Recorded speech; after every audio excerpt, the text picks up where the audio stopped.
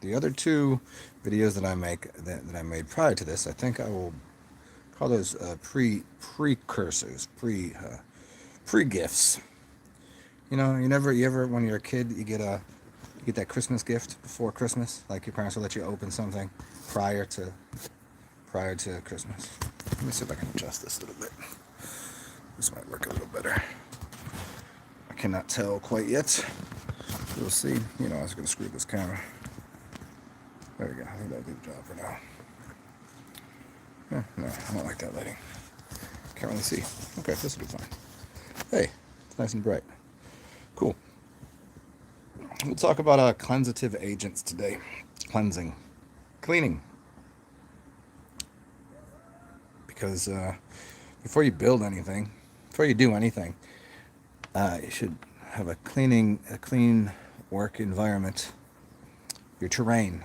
You ever worked on a job site and somebody didn't keep it clean? Oh, it's horrendous. It's the worst. Have you ever worked in a kitchen when it's messy? It's inhospitable to a creative environment. People like the mad scientist that's got paperworks and shit everywhere. Nah, I don't like that. It gets that way occasionally, but you have to clean up. Like people that always like that, they're never gonna find the solution to anything. I'm gonna make this very clear for people. You make a mess when you're doing things. You're building a house, you're gonna make a mess. You're cooking in the kitchen, you're gonna make a mess.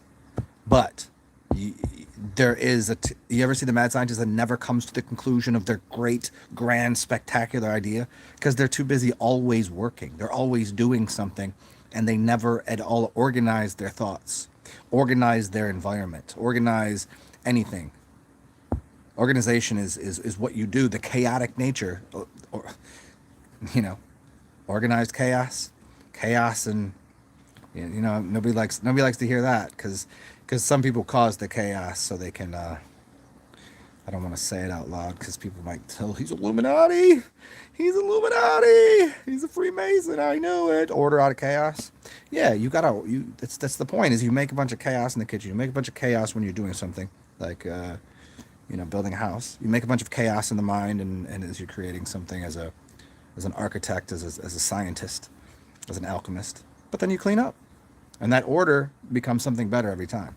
Like my house might get messy, but to me, everybody else walks in here like, oh, it's not even a fucking mess. I was like, yeah, because you live in shambles. I don't. I like things pristine. I like to have a place for my things and a thing for my place. That kind of. And so once all things got over, and so I decided, even before I do things that might be messy, I'll clean up. I don't like to be walking around a house when I'm building something with the shit that you can slip on, trip on, wood over here in a kitchen. I will clean my kitchen before I cook a meal. Even if it's a little bit messy, I will clean my kitchen before I even make a sandwich. So we'll talk about why it is important for people to clean before they build. You build your mind. You have to remove everything. You have to remove the unwanted guests from your house before you clean. You can't clean up during a party. Have a fucking party. Destroy things. Be a chaotic mess. Be a lunatic. It's fun. You don't clean up during the party. It makes no sense. Yeah, there's some beers and shit on the table. You know what? You leave it all there, so then it becomes apparent to people that they. Okay, there's enough thing. But if you clean everything up, then they'll just make a mess again. So you're just going to continually be cleaning. It's no good. Just make a mess and then clean up later. What's up, Carson? What's up, Jay Marley? This dude. Look at this dude. What's up, AT? What's up, Stan? You are fasting today. Good. Did you say you're fasting or cleansing? Fasting is equivalent. And we'll talk about how feng shui of the mind and feng shui of your outward environments. It's a two-way street. What's up, Inferno? And how one can lead to the other. Sometimes when I'm in a bad mental space, I'll clean my house. I'll force myself to, and it will fix my mind. And sometimes I'll just leave my house in a mess until I get into a good mental space, and then I will be set on fire to do that. You know what I mean? Like sometimes my house is a mess. To me, it's a mess. It's for anybody else, it's 15 minutes of cleaning. I just don't feel like doing it. And then it's like 20 minutes of cleaning. Then it's 25 minutes of cleaning. Okay. And then I'll just be like, I have to clean. And I'll just go straight into, okay, this is 100%.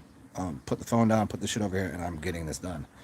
It's called like pressure prompted. I don't know if any of you, when you were in school, you would wait till the last minute to do something. A lot of people. It's just like, you know how long it will take you to do something, and then you just pressure yourself to like, I'll give myself 5 less minutes to make really do this the right way.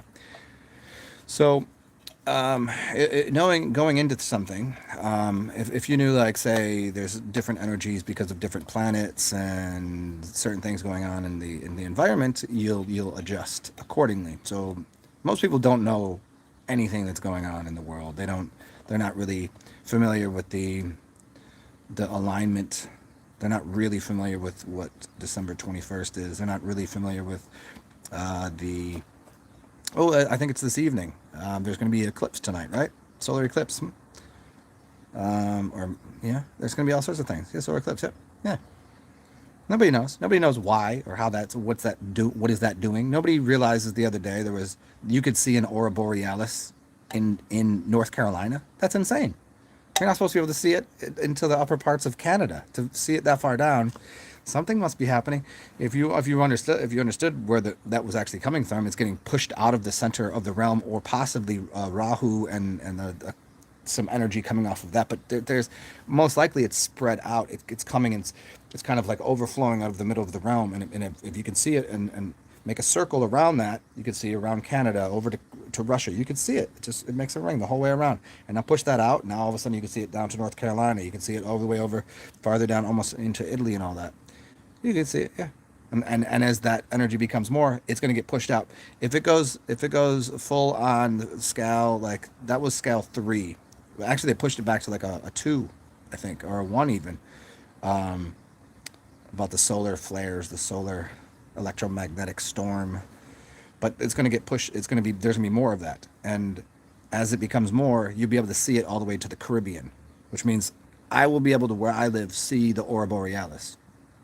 You see green light that's supposedly only can see in the Arctic, above Canada. You're only supposed to be able to see it up there. No, because the energy is going to be different. It's going to push the electromagnetic waves, because the color is just like gas. Like if you were to light certain gases on fire, they're different colors. There's different places in the atmosphere that have different densities, and there's different temperatures of different flames that have different colors. So a different flame has a different color. So a different electromagnetic system has a different color associated with it. So the fact that it's going to be able to push green light all the way down here, that's insane. But it will happen. Nobody knows this. Nobody. I mean, there's some people who do, but they don't know what's going on. So some people can feel the subtle energies.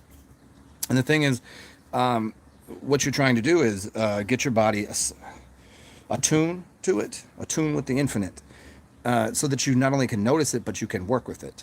Well, some people won't notice it, and it would probably tear them apart, quite literally. Like it'll be breaking apart cancers and things in your body. But if you instead decide now, or up until now, like I've been telling people for I don't know how long, to do cleanses and things, fast and to take the measures to lose the extra heavy metal, lose the salts, so your body is more of a tuned to the resonances, to the frequencies that are being, you're pushing them off as well as pulling them in. But if you're struck with these energies, it could damage you, or it could boost you. I mean, it's supposed to be boosting everyone. It's supposed to be upgrading people's, unlocking DNA. It's supposed to be unlocking parts of your brain. It's supposed to be assisting you and being more energetically congruent with reality. To be able to morph reality, to realize everything is more malleable than you thought. The people that are you can see, I think the whole thing of the judgment day is just a matter of, well, the reality here's how it judges you. Have you been putting the right thing? It's not like, have you done the right things? Like, do you treat everybody perfect every day? Are you like, oh, hi, I love everyone? Or are you like an asshole? It doesn't matter. That's secondary. Have you been doing the things to take care of your temple? To what degree? You see these people that are completely out of order. They will be, their judgment is literally upon themselves for the things that they're Their misgivings to their own temple, their own temple offerings, what they're putting into their mouth, what they're putting in their eyes, what they're putting in their ears. I can watch TV and I can eat whatever I want because I've learned to transmute it and not allow certain energies to affect me. I could watch scary movies and movies about vampires and zombies and shit. I don't have bad dreams. I've transmuted that. I understand what that is. I understand the symbology of it, so I can adjust what it is in my consciousness. And I know that if I put something in my mouth, if I eat something that is a bunch of garbage, I can focus on what is the goodness in here, what energy can I get out of it, shit the rest out and take what from it what I can. Most people can't do that. They eat something and it goes like, you ever hear those people like, oh, this girl, she could eat, 10 pounds of cake and not gain a weight, not gain any weight. If I didn't even look at a piece of cake, I'll gain 10 pounds. That's a real thing. People hold on to energies that aren't theirs, that they shouldn't be there. You should be fluxing energy through your system. And the way to do that is to clean. So if your pipes are literally clogged up, well, then what's going to happen? Energy will get stopped and backed up inside of you. But if your pipes are clean, you could put anything you want in there and it will slide right through. So in the portals, if your eyes are big and wide open, your ears are listening to everything, you can take it all in. If you just let it all run through your system.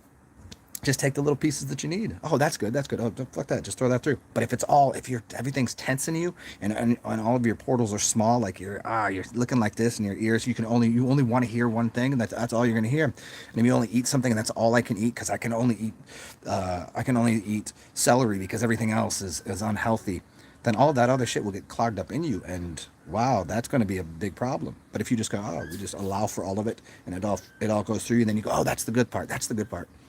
Stop focusing on what you can't have and focus on what you can have. This is the problem with people's deities and people's diets. They focus on what's bad, not what they can have. Here, there's 10 things that you can't do according to Christianity. That means there's about 1 billion other things that you can do. Don't focus on those 10 things. It's ridiculous. Who does those 10 things anyways? The only thing that you might do there is maybe covet somebody's wife. You know what I mean? Like, oh, she's beautiful. Oh, whoop-de-fucking-do. I look outside, look at dogs. I'm like, oh, that's a beautiful dog. Doesn't mean that I'm gonna go and like steal someone's dog. Oh, that's a good-looking guy. Doesn't mean I'm gonna fucking make out with him. So it's just a matter of just changing your perspective on what you see as not what you can't do and not what you can't have, because it's only a small number of things. The can'ts. There's only a small number of them. Everything else is cans. Hey, I got a can of, and if you guys ever find this is a can of wine. I haven't really drank too much lately. I've only had a couple of beers in the past 2 weeks. And a can of wine. This was $2.99. And it's maybe one of the most delicious wines I've ever had. Seriously. It's really good. So, speaking of cleansative agents, there are certain things that we can put in our body. Some of them are solids, some of them are liquids, and obviously breathing is cleansative. The air is cleaning the liquid. So any liquid that you're putting in bad into your body becomes your blood, and your blood gets sprayed into your lungs, and your lungs, by breathing in, is oxidizing that blood and splitting apart the good and usable energy from the rusted, spent, heavy metals and garbage that's in your blood. So your breath is going to do the final thing of changing something into spirit. Spirit is breath. But prior to that, the most cleansative things that we can do, because you're going to be breathing no matter what, so just breathe. Continue to learn how to breathe properly. But you should be focused on during most of your life, you should focus on a small number of times where you consume and eat, and make sure it's very fibrous. So that way it collects things and then you get rid of it. But most of it should be in the realm of liquids, because liquids are going to be the most cleansative to your body, because your body is, 70% liquid, at least it should be. Your brain is 93% liquid, at least it should be. So, water. So we should be focusing on the things that are liquid as cleansatives. And I'll go grab some liquids and I told you we'll start, I'm going to do cleansing today. I don't know that I'm going to fast. I'm going to fast for some of this, like full on, like no food, but I already ate a little bit today.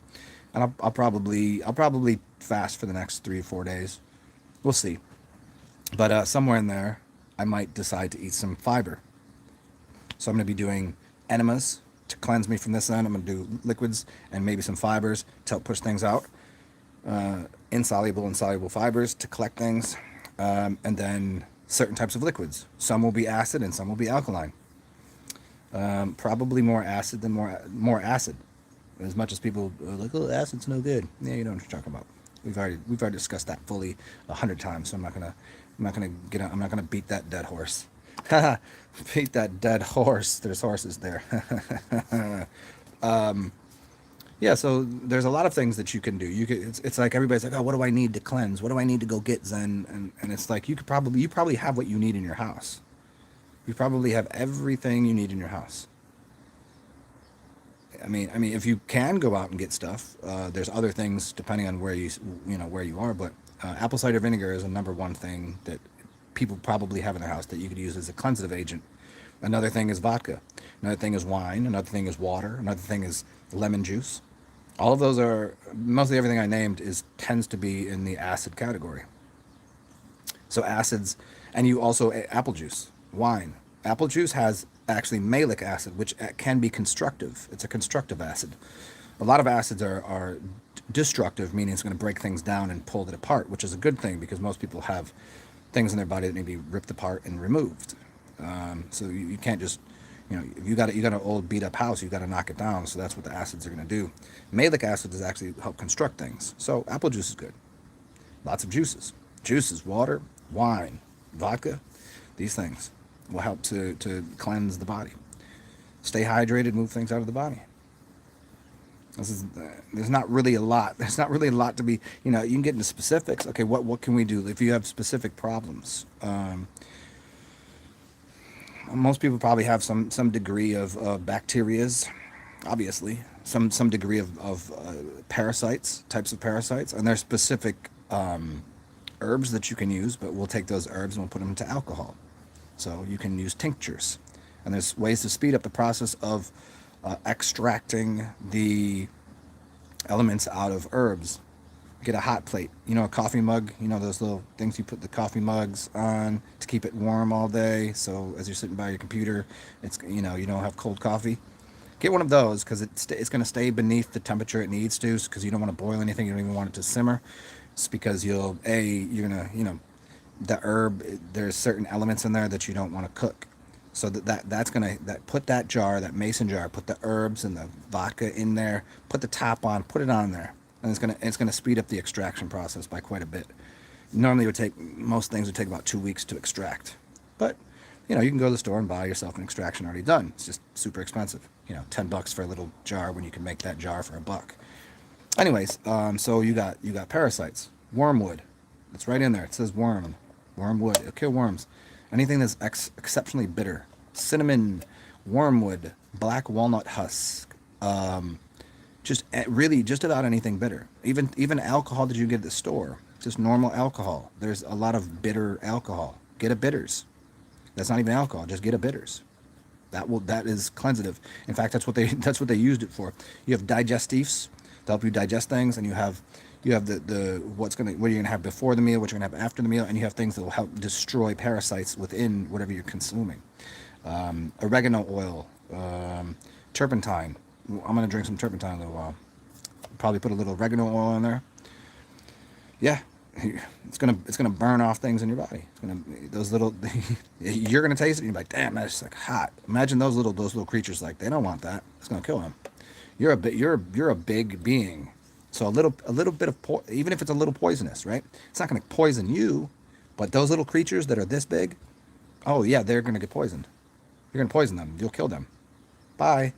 It's not gonna kill you. You're gonna just be like, oh, it's gonna, wow, that's hot. That's warm. You get a little flushed. Starts to go through your blood system, starts killing parasites and bacterias that you don't want in your system. Used aged urine. You want high pH in the other direction. Don't use them together. Use them separately, because one is a high pH towards alkalinic, and one's more acidic.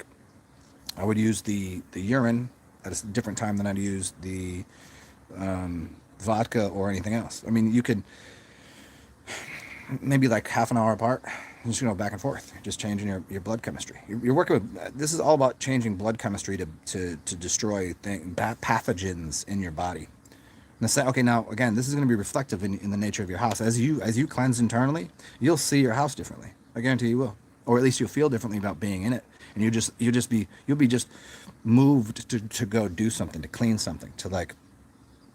I mean, I know how it works, so I usually just do it ahead of time. Like I just started cleaning a couple things. Um, like I just started cleaning part of my closet out because I had like a bunch of mess that I hadn't fixed. You know, it's just like I was just because it's in my closet. What the fuck am I gonna do? Go in there, get a shirt. So I cleaned it out. Now my closet's fine. Now I just got a couple things out here. I got to do a little bit of laundry. Okay. So now as I get cleaner, I'm not eating. So I have more time. So what am I gonna do with that time? It's gonna be brighter. My eyes will work better. I'll be able to see better.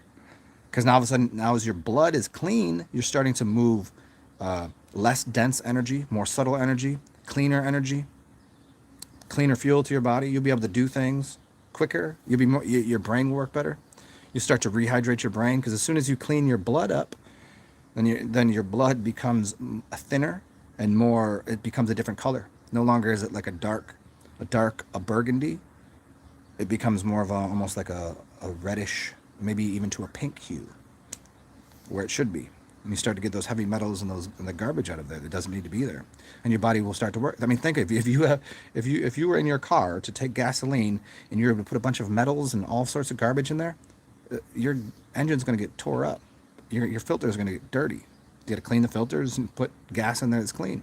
Why wouldn't you filter the gas? Of course you would. So you want to filter your blood. Your blood is part of it's part of the combustion engine that is your body, that is using the oxygen from your lungs. Your lungs are doing the work in your body. The lungs are the most important thing. It's not your heart. Your heart is not pushing blood around your body. It's who is it that there's a couple mystics out there that told you how it really worked. Everybody else says the heart's doing it. No, it's not. The heart is a secondary system. The lungs are what's pressuring the system. The heart doesn't make the lungs work. The lungs make the heart function. You can prove it to yourself 100 ways, but breathe differently. Your heart work differently. It's not the other way around. You can get excited mentally, which will maybe make your heart beat faster, but that's not going to change the way you breathe. It won't change the way you breathe. But you can do it the other way around. Because your lungs are much bigger. It's putting pressure on. I mean, think about if lifting a weight.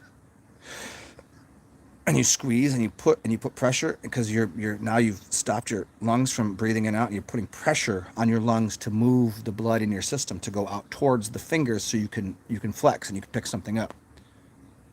Most people, when they pick something up, they're go and they're pressurizing their system. The same thing happens in an engine. Those pistons, you're pressurizing a system for combustion to occur. It's a very similar system. So you want the cleanest oil. So you're going to do at some point you're probably going to want to do an oil enema. It's called an oil basti. It doesn't mean you stick it in your butt and then you just shit it out 10 minutes later. It means you keep it inside of you as long as you can, like overnight. And you'll be surprised to see that in the morning you probably will not be expelling much, if any, of that oil. And you're going to ask yourself, where did that oil go? It's going to go to your joints. It's going to go and lubricate all the things, like on a car that's all rusty. Clean it off and lubricate it. All of a sudden it works fine. Your rusty ass joints that gonna get a little crack there, change that. So you cleanse everything first. How would you clean rust off a car? You would use a high octane cleaner. What's a cleaner? How do you clean a paintbrush with oil? From oil. Turpentine. How do you think works in your body? Turpentine. How do you clean something off of rust off of something? Alcohol. Alcohol is a cleansative agent. Put alcohol in your body. Cleans you out inside, and then lubricate afterwards. Cleanse with turpentine and alcohol and water. Clean off with the water. System's clean now. Alcohol ends up drying. Alcohol's a drying. Put alcohol on something, it's gonna dry. Yeah. Clean off that mirror. Clean off that. And put a little alcohol in there. It vanishes. And then, as it's dry, put some oil on there. Lubricate it. That's what your body does. And then and rehydrate your brain. Put that water, goes up your spine, into your brain, cleans out your brain. All those cobwebs. All of a sudden, those neurological links, those synapses start firing again because, before they were dried out. So you know you've lubricated them.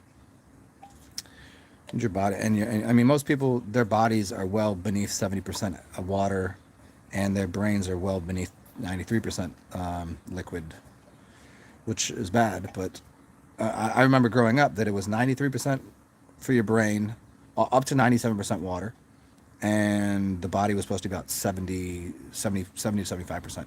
And now they say the body should be about 60 some percent, and the brain should be like 80. They're lying to you. That's just what has happened. They've normalized. They said it's normal. It's not healthy. They've normalized unhealthy things. Just because it's normal doesn't mean it's good. I meet normal people every day. Normal people are fucked up. Normal people are weird. They're wired like their wiring's all screwed up. So, let's see what else up in here.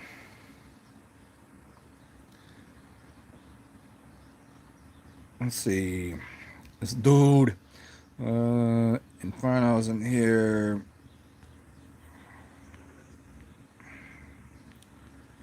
Stan. Oh, that's awesome, man. West to Eastern Canada. You seen the Aurora Borealis? That's awesome, man. What's up, Instance? What's up, Jake Wynn?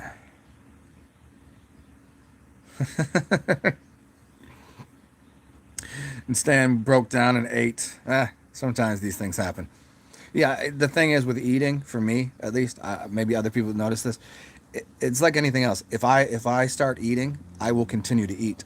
An appetizer makes you hungry. Food makes you hungrier for more food. It's a weird thing. It's kind of like sex. When you have sex, you want more. It's anything. Anything that you can think of is addictive. The same way in the other direction. When I stop eating, I'm addicted to just drinking, and when I don't drink, I'm addicted to just breathing. You just want more of whatever it is that you're feeling that at the moment. You're feeling that, like eating. I like eating. I could eat a lot. Like yesterday, I ate way too much, but I was into that mode. I was just bugging out. I was like, consume, feed me, Seymour. Like just eat.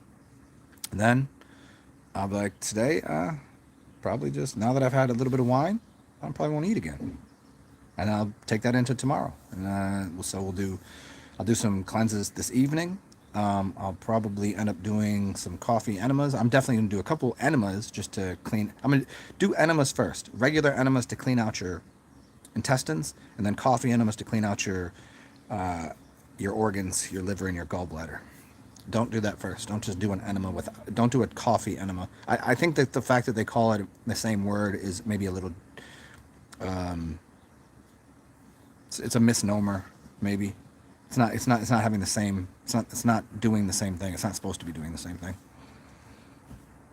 One is using the hepatic valve to get the release of, the coffee is getting the release of the gallbladder into the, to get rid of stones and things like that and garbage that's in there.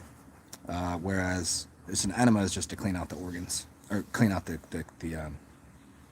intestines. Stan, oregano, yeah, oregano is heavy duty stuff, man. Christopher Lee, yeah, I was gonna turn this into a Zoom, but I just figured I'll do like a half and half on here, I guess. Just because I still wanted to give these. Oh, and as always, anybody that would like to give gifts for the holidays, as this is my gift, because this is what I have to offer people, which is about at this time of, I guess it's 18 years. Let's see, 40, 2000 times, what's 2000 times 18? 2000 times 40,000, 36. I would say about 30,000 hours worth of research into anything. So I have about 30,000 hours. It takes 10,000 hours to be professional at something, and I've put 30,000 hours into what I'm doing, and that's what I give away. So if anybody wants to donate, give gifts to me, feel free. Obviously, I appreciate it. Helps me to have a place to live, you know what I mean, and to be able to get on here and talk all this mess. You know how to do it. Beneath, it's capital TSAR, capital XEN, and that's paypal.me/TSAR TSARXEN, or Cash App, $, capital TSAR, capital XEN. Those are 2 ways to donate to me. And if anybody had any actual gift, I can probably find an address for you. But yeah, so appreciate that. But the Zoom thing, yeah, I'm going to do a Zoom in a bit probably. That way I can upgrade to interacting with you all a little bit more. I guess after I go through this little thing that I'm doing here, and then we'll get into like questions and interacting and fucking around. And we'll do that on the Zoomy. What I'll probably do is I'll do this and I'll take a little bit of a break. Maybe I'll take the break to go and do an enema, because I'm not going to be on here doing an enema. I mean, I guess I could do that. I could do the enema, definitely. I mean, you can do it on here, but I just don't, I could do it on Zoom. I mean, if anybody wants to watch me stick a fucking tube up my ass, I mean, if you're into that, that's all pay-per-view right there. That's, you know what? I'll do that. I'll have a OnlyFans. Is that what it is? OnlyFans, where that way it doesn't matter if you see a testicle or something, or a poopy butthole. So I can say poopy butthole on here, but I can't show you a poopy butthole. I can put the image in your mind, but I cannot actually show you it. I could draw a picture of it, perhaps, but I couldn't.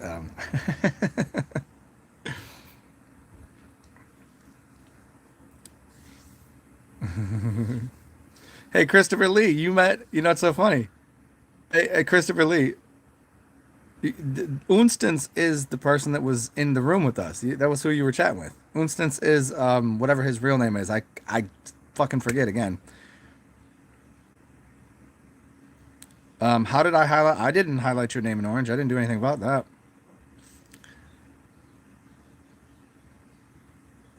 Oh, there he goes. Yeah. Okay. Because Unstance did that. You gonna go to the corner store? You going to a bodega? You about to get yourself a blunt? Oh, you gonna get them scratch offs? Yes. Get the winning scratch offs, Unstance. ZenMass Shotman. It's the Shotman, Mr. Shotman. Matthew James Maxa, what's up? Maharaj. Well, thank you, sir. You're the big D. Well, here, we'll start this. I'll show you guys some of my cool stuff, because I was cleaning my closet. You guys don't understand all the cool stuff I have. Well, here's a box. Here's one box here's herbs. I have this whole box is full of herbs that you've never heard of. What do we have here? We have, well, these are, what do we got? Black Nigella seeds. I have all sorts of herbs and things. I got like 2 big boxes of that, and then I have another box over here somewhere. I just didn't have anywhere to put them. I still need to get myself right here on this wall. I need to get a big cabinet so I can get everything off my floor, because it's a fucking mess. I don't have enough room in my closet for all of my herbs, and I don't have enough room in my kitchen, because all of my this one cupboard over here, this is where the hot water heater is. So that one's no space, and then you can't put anything underneath the sink. And then I got like pots over there, so I don't really have that much space. Anyways, but I do have this above here where I have all of this cool stuff, which is all of this stuff I don't really use, but some of it I do. So bentonite and clay, we'll have this out for the day. Let's see what else we got here. So we got so here's a colon cleanse. We'll probably use this today. But in here, what I've done, I've already mixed up everything properly. So we have, so what I have in here, I have dried clay. I have some insoluble fibers. I have some soluble fibers like oatmeal and psyllium. And well, I'll keep this out here. And then we have fun stuff. Okay. Oh, then here, this right here. This is this. Oh, you know what? I think this is. Let me see what's in here. This is probably diatomaceous earth. Yeah, this is. It's diatomaceous earth and a flavor that I put in here, so that way I can put it in a drink and consume it that way. That helps kill things. DT or DE. DE is good. We got nani powder. This I haven't really used. I just picked some up from the Indian grocery store the other day. Just haven't really used it though.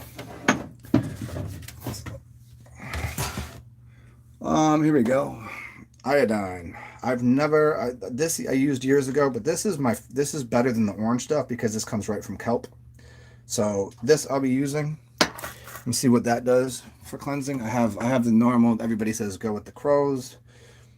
A lot of people say you don't have enough iodine in your system. I know. I've heard goods and bads about iodine. So most people swear by it. I have never really used it enough to make a claim on it. I've got some pure black shilajit. We'll have that out for the day. Got a little energy. We have crystal energy, which is a this is basically an alkaline silica. This is silica. It changes the surface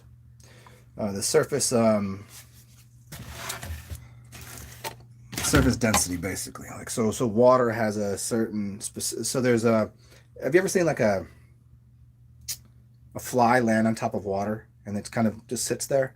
Well, there's a surface tension to water. It means how much could you put on there before the difference between what is you consider air and what you consider water, it changes the density of the water, so the surface tension changes. So we're gonna have that, which is also this omega hydrate. Now, what's interesting about this is another silica. Silica is very important for a lot of things, your hair and other things in your body. This helps to organize blood. Whenever I put this into water, to me, it tastes exactly like urine. Very interesting. So, I've got, and here just so you guys can see, I've got my piss that I've collected from yesterday, and that is going into my butthole. I just didn't have one big jar, so yeah, that's my piss that's going to be going up my butt. And then what we have dimethyl sulfur oxide. This will be to help. This is helps pull things into the body. So if I take an element and I put it in here with this, and I put it on my skin, it pulls it into the body. We'll use this glass bottle, 99.9% pure pharma grade. 99.95. This is the good stuff. Oh, 995. This is super pure. Got that. See, I got this old stuff, but this was only 99%. This is good stuff. Turpentine. Boom. Turpentine. We'll be drinking some of this. I'll leave this over here for now. I know people that have drank DMSO. I just don't see the purpose of doing it because it takes it into your skin anyways. Ginkgo. Leave this out. There we go. Everybody else, charcoal. This will help cleanse the body of just about everything. Another cleanser we're going to leave out. So we'll be going through all of these later. Vegetable glycerin. Good for a lot of things. I'll probably be lubricating my butthole with this so I can do an enema. So we'll leave this out. You can just use regular oil, but that works fine too. Liquid lecithin. This is not going to be really needed right now. We'll leave this up here. So I think I've pretty much removed everything I need from up here. Besides my dream herb stuff, some glantamine and monoatomics. I got a monoatomic gold powder here. This will be for later. This is after cleansing. I'm not going to, it's useless to put anything like this in my body right now because it's just going to pull it out. And then if I want to, what I can do is get these. This is called the urinalysis, and this will tell you all of the things you need to know. Your luteins, it tells you, yes, your leucites, your nitrites, your urobilinogen, your proteins, your pH, your blood, your specific gravity, your ketones, your bilirubin, and your glucose levels. If you don't have these, I highly suggest these. These are not the normal ones. These are like super duper. You get all the fancy colors on here. So maybe I'll check mine before and after. So there we go. There's a bunch of fun stuff. There we go. Let's go over here. Let's see. Let's just do this. Let's get some stuff out now. What do we got? We got clay and psyllium. Boom. And in fact, I have a different clay up here, and I think it's already. Oh, here we go. Here we go. We need this cinchona bark. This is what if you have all of the bad funkies in you. Cinchona bark bitters right here. Make yourself a tea out of this. Just an extraction, really. I'll put this in vodka, but this will take a little longer to extract because it's a bark. And this is what makes The bitters for a gin and tonic. This is tonic water. It's what glows in the dark. It goes into a bunch of other things that I've spoke about plenty.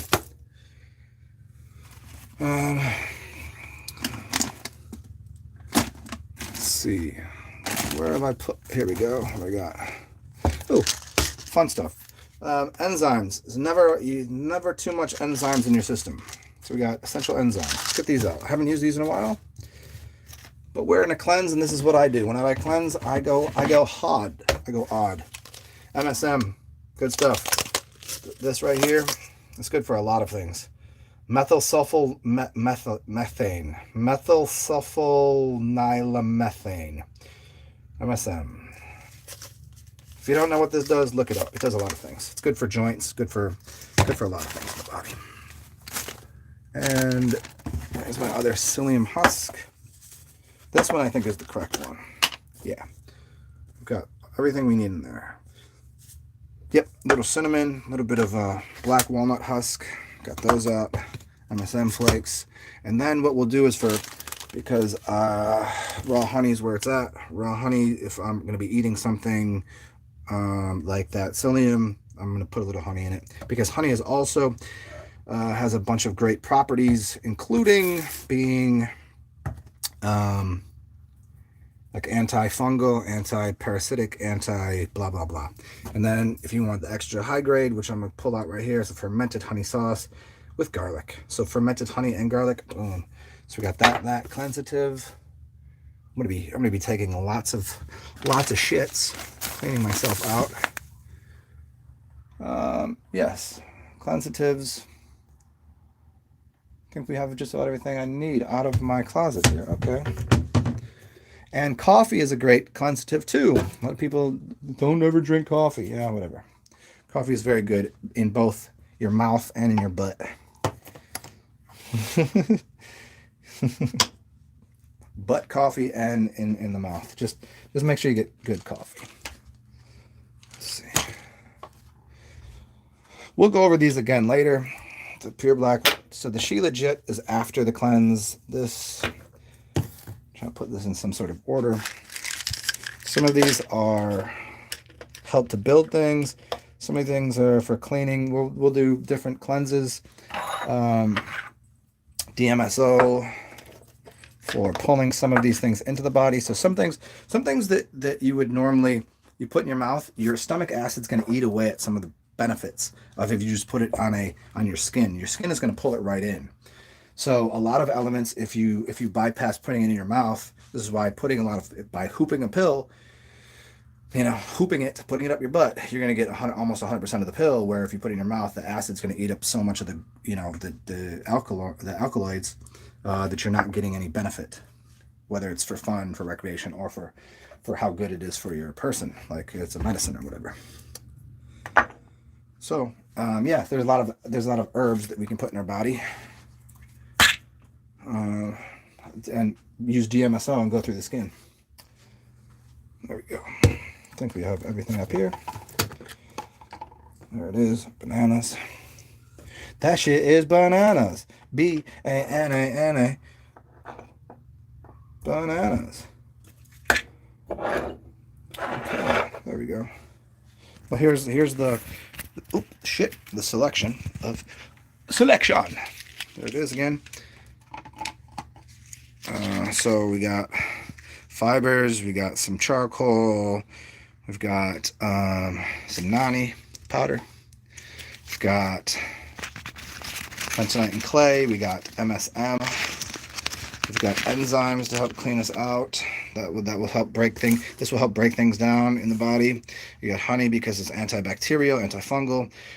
These ones, ginkgo and brahmi, these are kind of for later, so we'll put those over here. These are also cleansatives. This is for butt. We'll leave that there. This helps move things like this into the body. And this right here is for testing the body. And this is for afterwards if I need a little bit of energy. She Legit to remineralize the body, because people always say remineralize. Well, don't use salt, use She Legit. So there it is. Boom. And that's about the order of it too. Look at that. See? Order out of chaos. Fermented honey sauce. Let's Cinchona. Let's see. There we go. Detox. MSM flakes is probably the only thing. Let's do it like this. This is probably the order that it needs to be done into. Sorry, guys. All right, there we go. And that's for my butt. There we go. This is for everything. Cleansing. Nani goes over here with this. Charcoal's here. That's there. Enzymes, honey. Perfect. Boom. Look at that. That's what's up. Okay, cool. And oh, also, boom. This, for whenever I pull out my herbs, we'll take this and we'll extract. We'll extract some things, and we'll do it on low heat so I can, you know, it's just about how much of the extraction you're getting. Oh, turpentine, forget about that. Boom, get over here. Let's just do a shot of turpentine. What you think? Let's be crazy. Let's see, I found my cool glass, guys. It's right here. My favorite thing ever. My anchor hocking cup. It has all the measurements. It has milliliters. It has tablespoons, teaspoons, and ounces. Let's do something completely ridiculous. Let's be completely ridiculous right now. And we're gonna need honey to go in there. We'll use fermented honey. Yeah, we're gonna get retarded. Do not do what I do. Just do what I say. Do what I do. Okay. So many antibacterials, antifungals, antiviral, anti-whatever. Like all of that in there. Let's go. We're gonna go crazy here. Let's go. Come on, guys. Join me. Let's go. Let's see what we got going on here.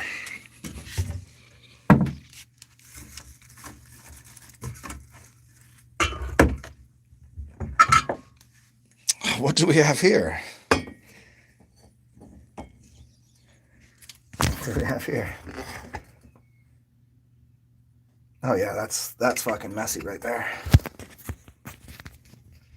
What's this here?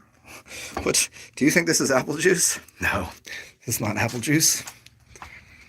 It is a mess. See, that's all my laundry I need to do that you just seen there. You got to see the mess of my apartment. There it is. That was on my laundry on the floor because it doesn't fit in my closet. So we got some urine right there. That will work. And then I've got my enema kit, and we have some. Let's get this shit out here. Castor oil as well, which is going to probably be used tonight. We'll use castor oil along with. This will help also clean out the organs. We're going to use castor oil with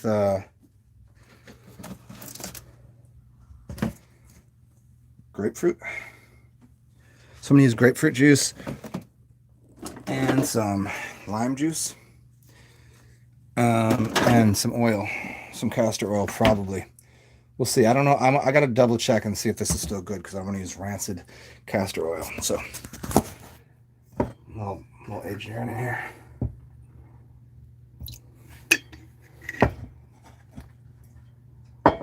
Oh, one more thing. I almost forgot the most important part here, huh?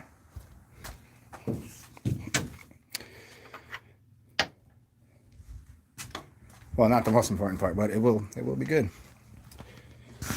Here you go, guys. So, oregano oil. See this right here? This is what you're looking for. See this right here? Oh, it's right here. Carvacol. 83% carvacol. You're looking for something that has a lot of carvacol. If it doesn't tell you how much carvacol, it's just oregano oil. It's not going to be the same thing. This is hot. Like it can burn you hot. I don't mean like hot, like spicy, but it's up there in heat. Like acidy kind of burny heat.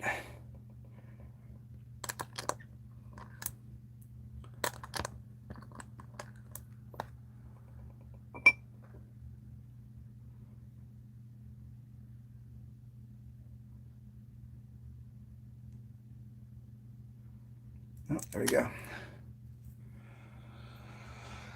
All right.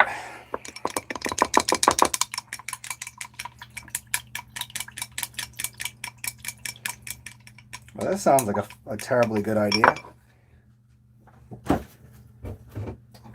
Gonna have to. I would normally put tequila in here, but today, what I have is a little bit of vodka, just as a carrier for that, because that's about to be fucking dosey-do right there. And I'm gonna add a little bit of. See, I'm an alchemist. I know what I'm doing. I wouldn't do what I'm doing though. I'm gonna add a little bit of this just because I gotta cover some of the flavor up, and it's another acid too. You'd be like, oh, this dude is crazy. Yes, I am.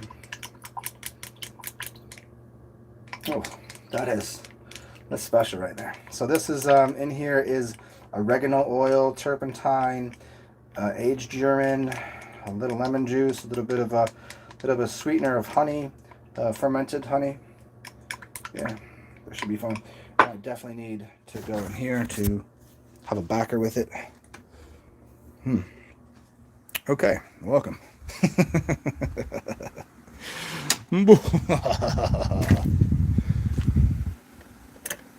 There we go. All right. Back in business. Ugh.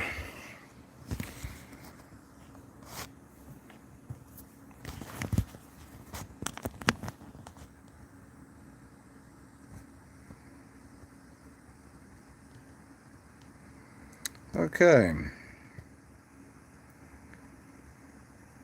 All right, who's up in here? What's up, Fire Drake? How do you take the black seeds?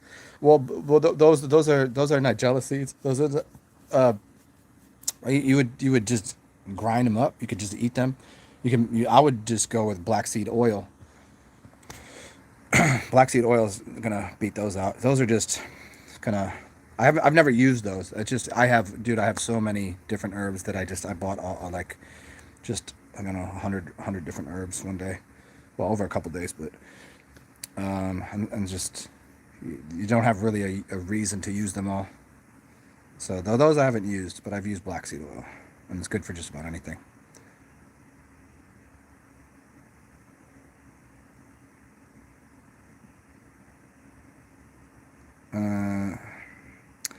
Diatomaceous earth has silica. Interesting. Yeah, I didn't know that. Yeah.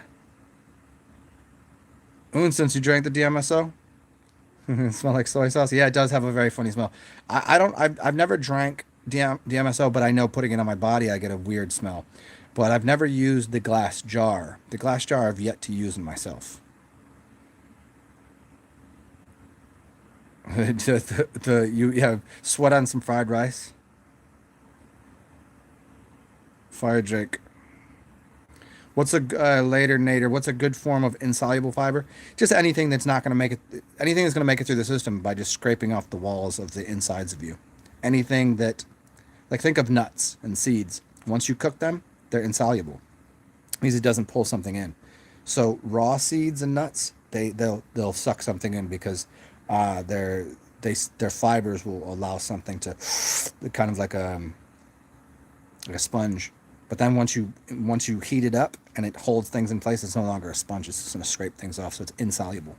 So cooked, roasted seeds, roasted nuts, I would use those. And you could just look up insoluble fibers. I don't know. I've never really. For me, it's like just whatever I have laying around. Oatmeal's a good soluble. Depends. Yeah, the same thing can be used many different ways depending on how much it's cooked.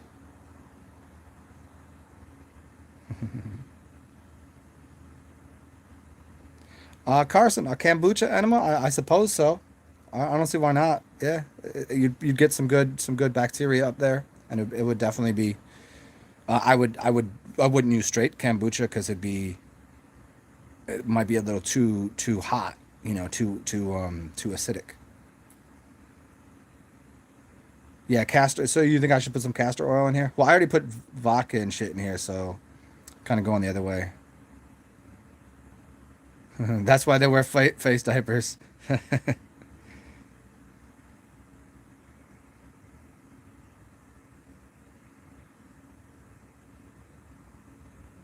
Yeah, there's gonna be. What's up, Robert Hammock? What's up, Thermer?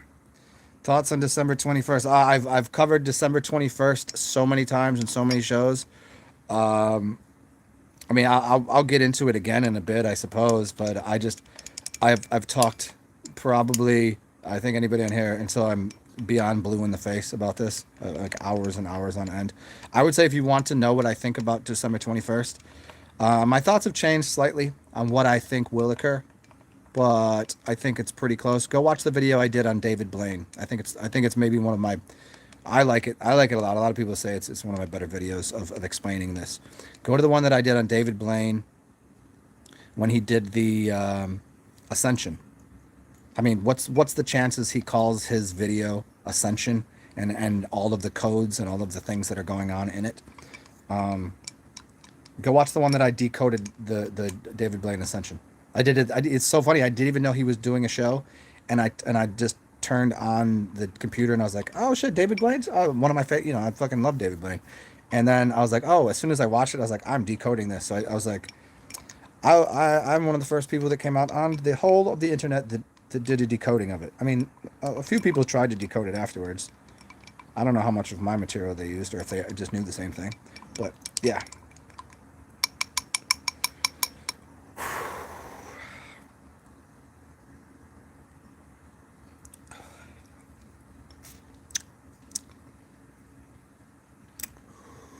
Woo!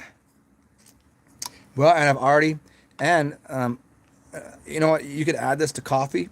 Now, if I had a blender, it'd be nice because then it would kind of like immer. You could. Oh, hold on. You can emulsify the oil to a degree. So like the oregano oil and the see like the I could have put some castor oil here. So I don't know how much it would emulsify some. Yeah, I could probably and the turpentine is oil like I don't know that it would emulsify, but it would mix a little better. So, but coffee is another good thing. It will kill parasites as long as just black coffee is good for killing parasites.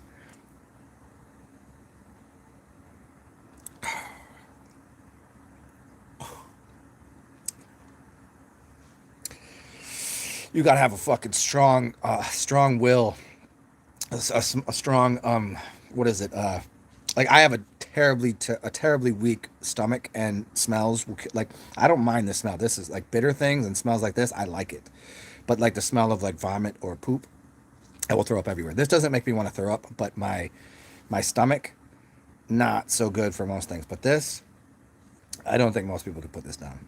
You'd have a very tough time. Aged urine, that's right off the top, and then the oregano and turpentine.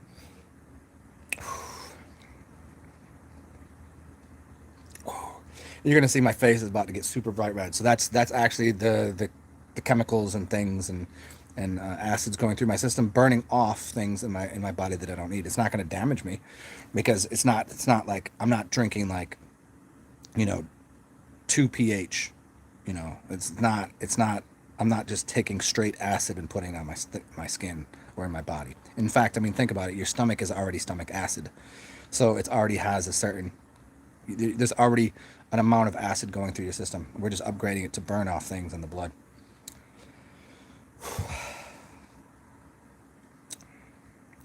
You have to have a strong will and constitution to be able to put this shit back. It's gonna take me a second. I can't do shots. Oh, there's a little vodka in here too. I would have traded the vodka in for tequila because then I could have. Oh, and I forgot there's the honey in here with the garlic. So I have everything in here is pretty much kill parasites. Garlic kills parasites. Fermented garlic even better. Honey kills bacteria, parasites. Turpentine, vodka, wine,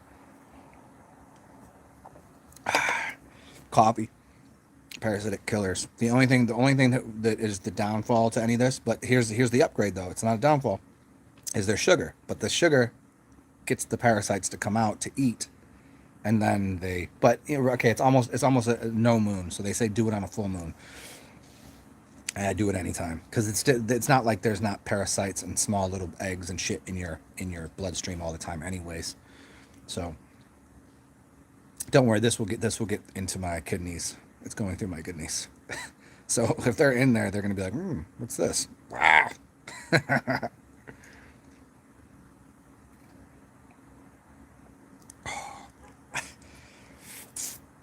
Oh, and my lips are numb right now.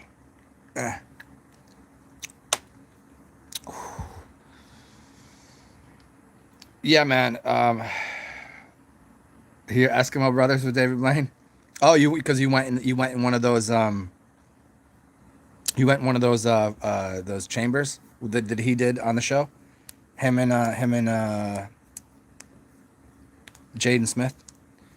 He stayed in there for the full thing, like 3 times. That dude is next level, man.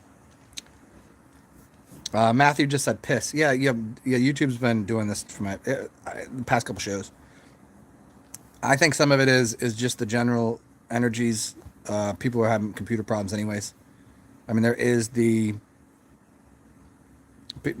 people doing it, but then there's also just like computer systems are running amok right now, just because of the energies and the changes in frequencies and things. I mean, if they got digital systems running through the air and they're supposed to be carrying a code, and then the energy goes up, then it changes the code, and like I get how all that works. You can really if you change the if you change the frequency modulation and the amplitude modulation, you're changing the FM and the AM dial. So anything that's any kind of information packets that are going through the air, and all of a sudden you get the sun throwing off a different electromagnetic discharge. I mean, think of if you have a magnet and it's near a credit card, it'll wipe the thing clean. If you take a magnet near a computer, it'll wipe it clean. So what I mean, so if the sun is doing a bunch of shit and the Earth is in the middle Earth and throwing all these different energies around, of course things would be, adjusted. This shit is fucking. I want to burp once, so that way I can just chug it, because I have a little of that burp and I don't want to vomit.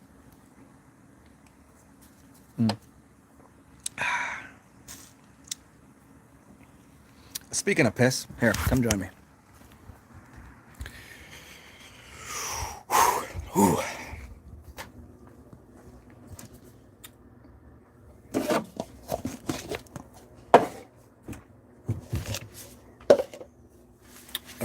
Don't mind me none. I'm not doing anything here.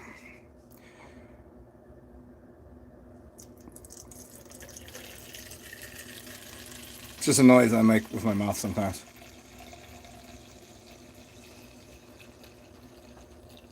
There we go.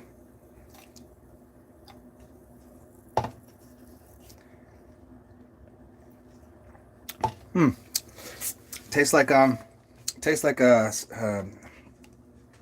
I don't know, I ate cereal yesterday. Tastes like cereal. It's a little bit sweet, a little bit sugary. I ate a lot of sugar yesterday. My body did like slightly. I'm probably like slightly diabetic, just because of the amount of sugar that I intake, and like sugar that I shouldn't, like not white sugar, but like sometimes enough refined sugar from being out in public. But yeah, yesterday I just ate a lot of sugary cereal and garbage. Oh, into eating mainly, like over here building muscle and okay. Well, I mean, okay, then give me a thumber. Then give me your specific question, because if you go to the beginning of this, I kind of talk about that, and a lot of videos that I talk about, you have to break down the system and you have to remove everything out of the way before you try to build a muscle, before you build muscle, before you build anything. You should always clean your environment before you build. You don't just go walk into the forest and build a house. You have to clean the trees down. You have to level the land. You have to, if your house, you want to build something, you don't just start building. You have to clean. If you want to make a nice meal, you have to clean the kitchen. So the same thing I think goes for bodybuilding. You're gonna be you'll be able to build muscle quicker. Not to mention that if you do a water fast, the amount, if you do like about a 7-day water fast, the amount of growth hormone that you'll be spitting out after a water fast will be, I don't remember what, I think it's like 300% normal. Your body goes into spitting out like way more growth hormone. You'll be able to put more muscle on way quicker by doing a fast. And in fact, I've never done it just because I haven't lifted weights in a while, and I used to when I was lifting weights and I was getting kind of big. I probably I would have been like, people would have listened to me a little more, like now, like who the fuck is this string bean, string cheese looking motherfucker telling us how to lift weights and get big. I know how it works. I've been like, I'm like 155. I was like 185 muscle, and I could dunk a basketball.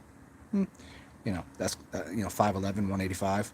I could put weight on, and so what these power lifters would do back in the the early time, you guys, the 30s, 40s, 50s, they used to fast up to 3 days before fast on water for up to 3 days before being in a competition. And during the competition, they'd almost always have a PR, man. They almost always have a personal record. They would be able to lift more weight, even though they had lost some pounds and weren't eating anything. Their body was becoming stronger because they if you understood how the body really functioned, because they were working with something. I don't want to explain it all, but they were using more of the capacity of their electromagnetic system, because they didn't have things in the way. Food robs you of energy. Food does not produce energy. It gives you energy way later. It's the result. The food, when you consume it, goes through a bunch of chemical and reflective properties, meaning that the body does not consume food. You've never consumed anything. A cell never consumes the other cell. It's a discharge of energy from one cell to the other, and then there's a reflection or a birthing of energy somehow. It's not. It's a very much reflective and chemical reaction. So imagine that you put food in your body. There's a bunch of things going on which you can't expend energy, because every cell in your body is taken up with trying to figure out, do I need to pull energy, push energy? Can we waste this cell? Can we get rid of this? Can we reproduce this one? Can we produce a good one or a bad one? Now get rid of all of that, and all of a sudden all of your cells are open to doing a job, which is lifting a heavy weight. And all of a sudden there's no food in there. It's like, what do we need to do? Lift this weight. Okay, let's do it. That's how the body functions. That's how society would function. Think of it: as above, so below; as within, so without. You think the cells in your body work any different than the cells on this planet? The humans, every individual cell, every individual human is akin to one cell in your body. If there's 7 billion people and there's 7 trillion cells in your body, just do a multiplication factor. That's about it. They tell you there's about 7 trillion cells in your body, and there's about 7 billion people. Just do the math. One person is worth what, 100,000 cells? Is that the right math? A billion into a trillion? 1 billion times 1,000? Yep. So one person is worth 1,000 cells. It's simple math. So if people just unanimously stopped eating, stopped consuming, and started fasting, their consciousness level would raise. Their focus would change from I need to eat to I'm good the way I am, and they would look at people different, and they would interact differently. People that are fasting, people that understand what food is, that aren't addicted to it, they're different. We're different. I don't need food. Every once in a while, it's a lot of fun, and certainly, yeah, after a long fast, there's a need, there's a desire, but people are different. People are different that are capable of not. You ever see somebody that, like, they get mad? They get like, I'm hangry. They think it's funny or think it's cute that every 3 hours they're like, I'm just hungry. I need food. Like, dude, it's only been like 5 hours. You don't need food. People go like, oh, I'm starving. Like, you're not starving. You don't. Your body won't start starving until about 48 days. Then maybe you might be starving. After 48 days. After 40 days, your body is not starving.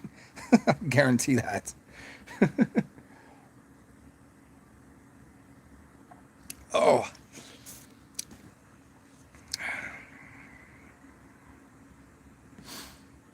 What is the minimum amount of time to let orange ferment before using it for an enema? Matthew James Maxwell.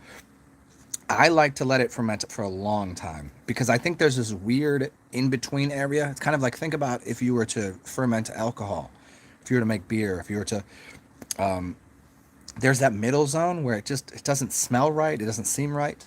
That I never want to use it. It just there's kind of an awkward smell. It's not a bad smell. You'll know if urine goes bad. I've had it happen a couple times because I was in a hot climate and I put it into a jar that wasn't completely clean. It went bad. You'll know if urine goes bad. It's a very very very very obvious smell. If it's perfectly fermented, you leave the cap off slightly, or you put cheesecloth on the top. That's how you do it, because it's called aerobic versus anaerobic. Anaerobic is it's the difference between making wine and making vinegar. It's the difference. It's like breathing. Aerobic versus anaerobic. It breathes differently. See, so the aerobic, so the breathing is what allows the urine or the alcohol to ferment to become something else. You'll know when it starts to smell like ammonia. When it starts to smell like ammonia, it's right. That's when I would use it. So I would say 7 days. I would say 7 days for me is minimum. But most of the urine that I have, anywhere from 6 months to 10 years. I have some urine that's 10 years old in there. It's black. It's super fermented. It's something else. It's a completely different element at this point. It's not even the same. Like if I drank it right now, I could probably I don't know about right now, but I could probably get out of body pretty quickly. I know that I've had it before. I've drank it before. I've drank it during the day, and I went to bed, and I'm pretty sure I was out of body, but it could have been just a very, very lucid dream. It was like everything. It was like the colors of things it was so bright, and my dream was so vivid that it definitely wasn't a dream. It was either out of body or astral projection. I mean, I know the difference most of the time between a lucid dream, a subconscious dream, a conscious dream, out of body, astral projection, and astral travel. Those are all different things. It's very slim. It's a little different between astral projection, astral travel, and getting out of body. Those are three different things, but they're very similar. Most people would put them in the same group, and they're not. Just a lucid dream is something that's sitting here in your subconscious. It's still in your mind. You're still in your body. And it's usually projected through imagery. So when you're having a lucid dream that's inside of your subconscious mind, you're still inside of your body. You haven't projected anywhere. You haven't astrally traveled anywhere, and you haven't gotten out of body. Those three things are over there. They're out there somewhere, or very far deep into cellular constructs. But your lucid dreams are sitting there, and it will speak to you through symbology, through colors and images. It's not you can't really interact with it the same way. You'll just be very lucid. You'll be aware of it. So there's levels to it. But yeah, the aged urine, very very very high alkalinic. So people that are on a high alkaline diet, they speak all this. They want alkaline everything. Okay, age your urine and then go drink that. A lot of these people that be on this vegan, high alkaline, raw diet, all this, you tell them to drink their piss, they think you're goofy. Okay.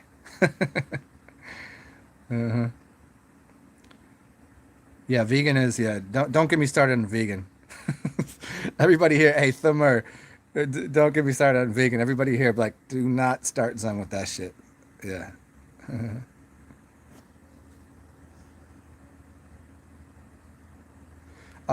Make breatharianism. It will make breatharianism easier. It.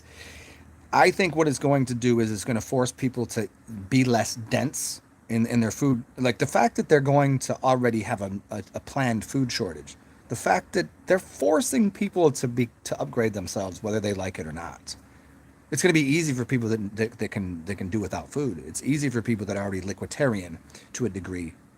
It's easy for people that water fast. They'll be like, oh, this is good because the energy is already going to upgrade. So if you're of a lower energy, you're either going to fall off completely and get buried and go to another realm and die. You're going to split. Die means split. You're going to just die to another realm, which is of a lower density. So be it. Or stay in this realm and we go somewhere else. Who knows? But or they're going to be forced to upgrade their diet. They're going to be upgrading their energetics. They're going to get off of the dense material food and get into a higher plane, which is a higher vibration. Higher vibration. A dense food item, no matter what it is not as high of a vibration as water, because water is liquid. But water is nowhere near what the etheric substance is, which is breath, which is spirit. But we can get pretty close with alcohol, because alcohol is called spirit. So it's a spirit. Just don't do what I say. Don't do what I do. Don't take too much, because then the spirit overtakes you, and it's a fine line between drinking, recreationally, have fun and interacting on a spirit level with it, and then letting that kind of manipulate and control you.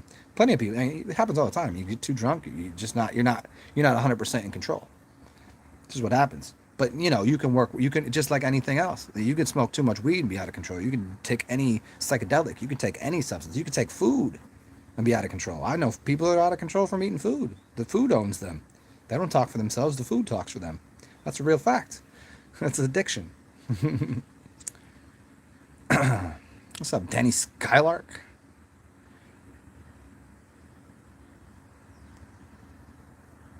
There you go. All done with that. Whoo. Well,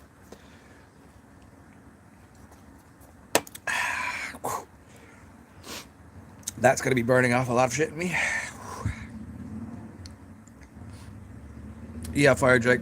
Breatharian. Yeah, breatharian. The root word is eat. No matter what you do, you're eating. Whether you're meat eating or you're eating breath, it's eat. Yeah. Gotta eat, gotta eat.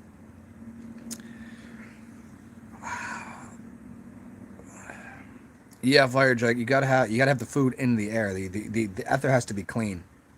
It'd be very difficult to be breatharian in a toxic city. Now, if everything goes to shit, the cities will start to be cleansed. If there's no the smog of all of the other shit that's going on. Like, see, this is why I love New Orleans. There's trees lining all these streets. There's trees everywhere. Like all the trees. There's that's the most crazy thing about this place is that I can walk over there and there's a coniferous tree, and then across the street from a coniferous tree, which is supposed to be in cold climates, which is connected to the Santa mythos, and the Amanita muscara and the Christmas. We'll get into the Christmas story for everybody a little later, and the tree and the lights and why those red and white stockings are sitting on the fireplace right there. We'll get into all that. But like right across from the coniferous tree, which is supposed to be cold climate, there's a palm tree sitting right there. So the palm tree and a coniferous tree, which is really interesting. And then there's fruit trees and all sorts of things just everywhere you go. There's always it's a certain smell. You don't as much as if you go to, everybody's like, oh, New Orleans fucking stinks. No, one street stinks. One street smells like all of New York City. You ever been to New York City? New York City smells like a fucking sewer. It smells like a dumpster. There's no trees anywhere. Yeah, the whole city smells like shit. Here, you go to Bourbon Street. Yeah, you know what? People come to New Orleans. They come to Bourbon Street and they shit and piss and puke and vomit and do all that shit. Of course, it's gonna smell. It's the only street though. The rest of New Orleans smells like fucking smells like peaches, man. Smells like it's gorgeous. Nobody gets out of Bourbon. Ugh, they come to Bourbon Street just to shit all over our city. Well, you don't shit over our city. You shit right there. Don't worry, we'll clean up after you. Hukana Matata.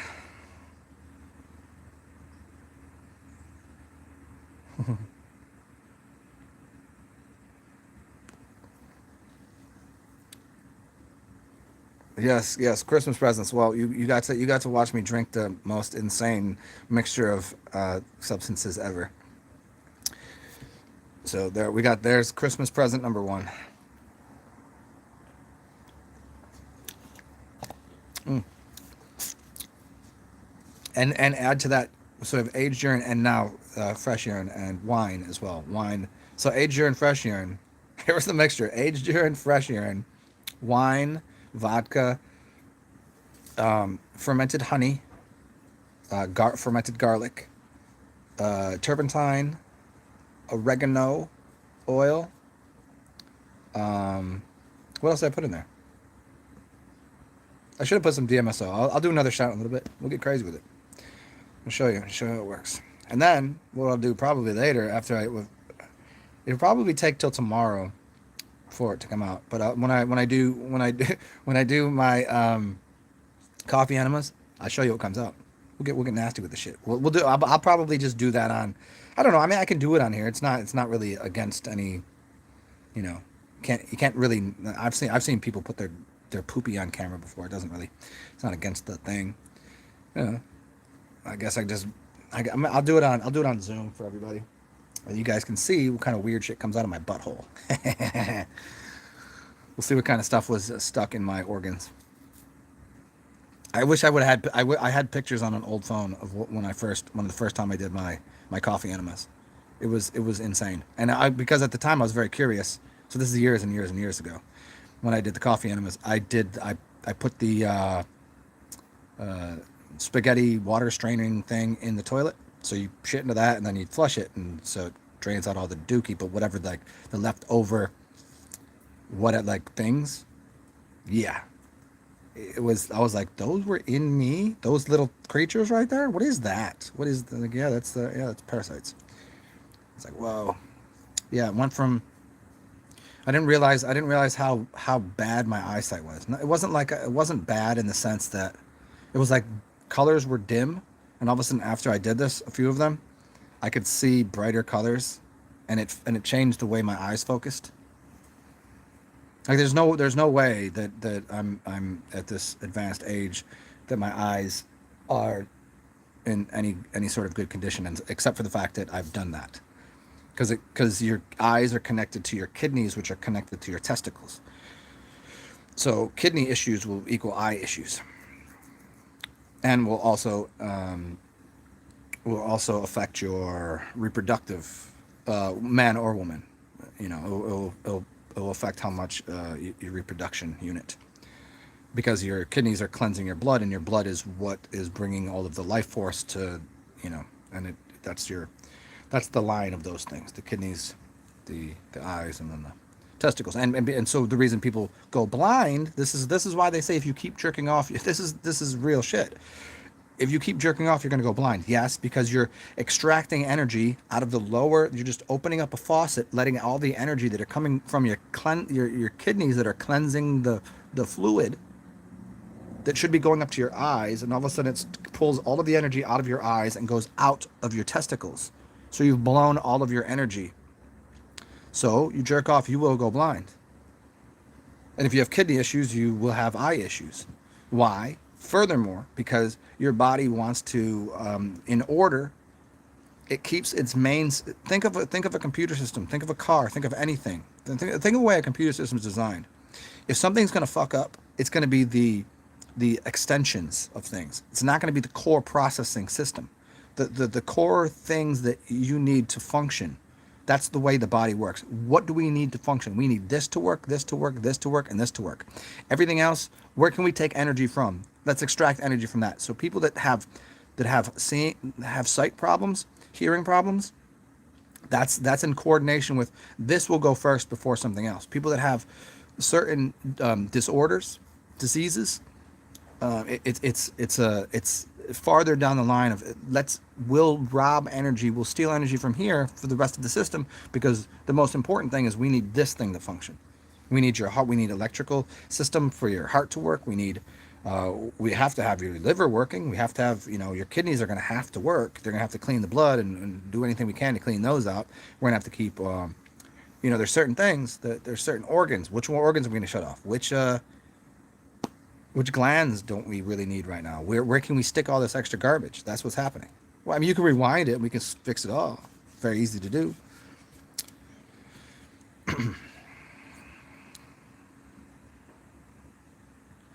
All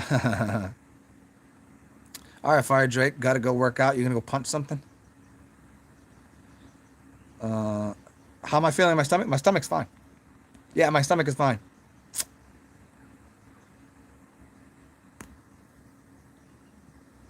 Hey, well, Jay Marley, enjoy Cali, man. Well, luckily none of those things that I told you happened yet. Although the coding has been there, the coding is still going on pretty heavy with it. I've seen a lot of new shit about the Iran conflict and the Golden Gate. The Golden Gate has been pretty big in the news recently. A lot of interesting commercials, a lot of interesting just weird things that just pop up that it's saying Golden Gate, and there's a lot of gold symbolism, you know, in shows that we're watching. You'll see gold. That people will be wearing gold. There'll be gold on the screen. There's a lot of because it works that way. The gold and blue symbolism is happening a lot. Um, and then the names of people that have who just died. Dude from Friday just died, right? Did he die? What was his name? His name was Tiny Zeus. Zeus is connected to what? Jupiter. Jupiter is one of the major participants in this energetic transfer that's going on right now. Saturn and Jupiter. Yes. Who just died? And see, die doesn't mean what you think it does, but tiny, the fucking dude from Friday. You know who he is? He also played a dude named Zeus. Debo. Remember Debo? Debo just died. I mean, I don't really think he did, but because he was like only 60 something, I don't think so. Because it's always just coding within the thing. I think he just went to the island or went to wherever else. That was just the story they play out. But symbolically, they changed the energy of Zeus, or killed Zeus, killed Jupiter, and that is go look at the coding. And now when you overlay that onto some things that they're talking about with a couple other people that have been in the news, and it's all coding that is dealing with Golden Gate Bridge, and also some weird shit that I just seen. It came out of nowhere. It was some old show I was watching, and it was on Netflix. I don't know. It came up in my it came up and suggested I should watch this, and I was like, oh, I'll just check this out. And there was a part of it that said something about the it's something that I was talking about a while ago that only a couple of people knew that I was talking about. They didn't really understand it. And I was talking about the Yellowstone National Park, and how there is a major area there that underneath I believe it's a small lake. Underneath the lake there's a bunch of fault lines and volcanoes, and it showed up in this story, or in this movie that I'm watching. It's an old movie too, and I was like, I remember looking that up. So I look it up, and I click on it, and it's in the news a couple days ago. And then there was a connection to there's a specific name for what these underground fault lines and volcanoes are. There's a specific name for it, and it said that they had just found that in Alaska and then somewhere on the west coast that there's a similar thing going on. And this is San Andreas Fault, the San Andreas going through you know where the Golden Gate is, San Fran. There's lots of weird shit going on over there, and everything to do with Cali and Washington, Seattle, Washington's major. The last show that I was watching was all about the zombie apocalypse, and the center point of this show is Seattle. It's a zombie apocalypse, and the whole show is predicated upon some shit that goes down in Seattle, Washington. So between Seattle, the eye of the needle, you know, the needle going through, you know, there's the symbology there, and the other codings going on. I see a lot of Seattle, West Coast, northern West Coast, you know, Golden Gate, that coding's there, EMPs, electromagnetic. And see, you could blame it on anything. You could blame it on another country if you wanted, but what if it's really just a natural thing happening because of the sun? What if it's just some larger thing that they're going to say, oh, well, we'll just claim it's an alien invasion. Then, you know, the alien zombie thing is a major thing that's going on. I think they'd have to start in, if this reality continues, and it continues its complete fuckery and hilarity. They have to start with aliens. They can't start with zombies. Zombies are too, even though it's in everything. Like every show is a zombie show. Every show is an apocalypse show. There's not a lot of alien shows, but alien shows, always aliens are looking a little different. it's more it's more in people's minds that space exists and aliens exist. And I'm not saying space doesn't exist because I know space exists. And I know that aliens exist, but in the way that they're suggesting it, it's more of an idea that people could handle, that there's an alien invasion. They'll buy that well before they could believe that there are people coming back to life from the dead. That's insane. Zombies is an insane idea. But I don't doubt it. I don't doubt that either of those things are possible. It's just the way that they'll present it. They'll spin it. They'll spin it in a way. So um, even if some major intervention or interaction occurs with another species that is somewhere on this realm, but alien on another area, another plane somewhere. If they were in this realm and they had higher technology, maybe some sort of intergalactic warfare occurring, or intervention with the assholes that are supposedly ruining and trying to control and manipulate the people on this realm. They could just blame it on EMPs in another country, but it could be an alien invasion. It could be really zombies coming up from underground. How would you know? This could all happen. I don't doubt it. There's too much funny stuff that's already occurred. There's too much funny stuff that goes on. There's too much crazy shit that I've seen just in general. Like, I've seen things that most people wouldn't believe me. Like, why share it? Like, okay, you saw it. It doesn't affect my life. Well, yeah, it's gonna affect your life though. You see somebody with eyes that are completely black from top to bottom, and then they just blink and their eyes are not black anymore. Okay. But here's the thing is, I think everybody gets upgraded here. It's either upgrade or die. We're gonna change realms, we're gonna change frequencies. Something's gonna happen. If you say everything's happening at once, and right now sitting next to me is another reality. If I just change the frequency of everything that's occurring here, then all of a sudden this bed isn't here, but it's a couch. It's just on a different frequency. It's a different wavelength. If I just change this, it just change the station. That's all. Just change the station to your TV. Change the station to your radio. Change the frequency of the vibration that's putting the harmonics and the vibration they're putting together this stone, this crystal right here. I could grab this right here, and I could push energy out through this, and I could connect with other people that have a crystal like this. I could put my ideas and I could vibrate it through here, and I could talk to someone else. You don't think so? I know so. Ooh. And you can speak back to people. You can use different crystals. You could use one crystal and still, a clear quartz crystal is pretty much universal. That's why they use it in watches, and they use it in computers, and they use it in keeping time. They use it in all sorts of things. It's because it's clear. It's not. If you use one specific colored crystal, it's gonna actually be extra powerful on that wavelength. But this is kind of a universal crystal. Funny enough, I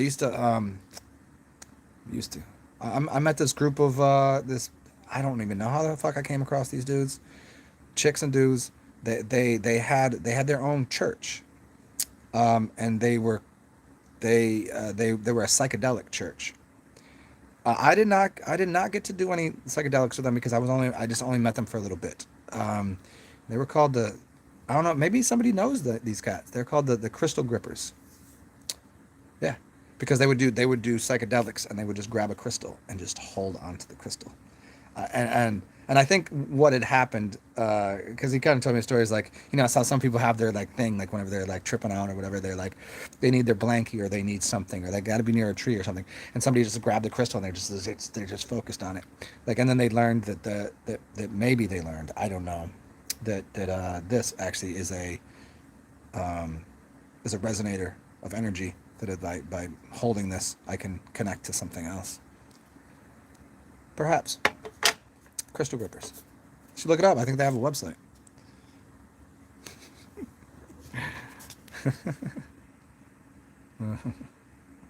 What's up, Junie? What's up, Junie? Didn't you give me some ducats today? Thank you. That was you, yeah.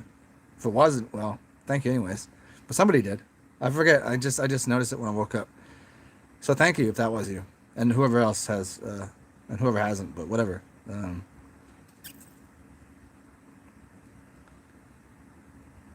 Regina, what if you hear too much, see too much, smell too much? Oh, so you got over.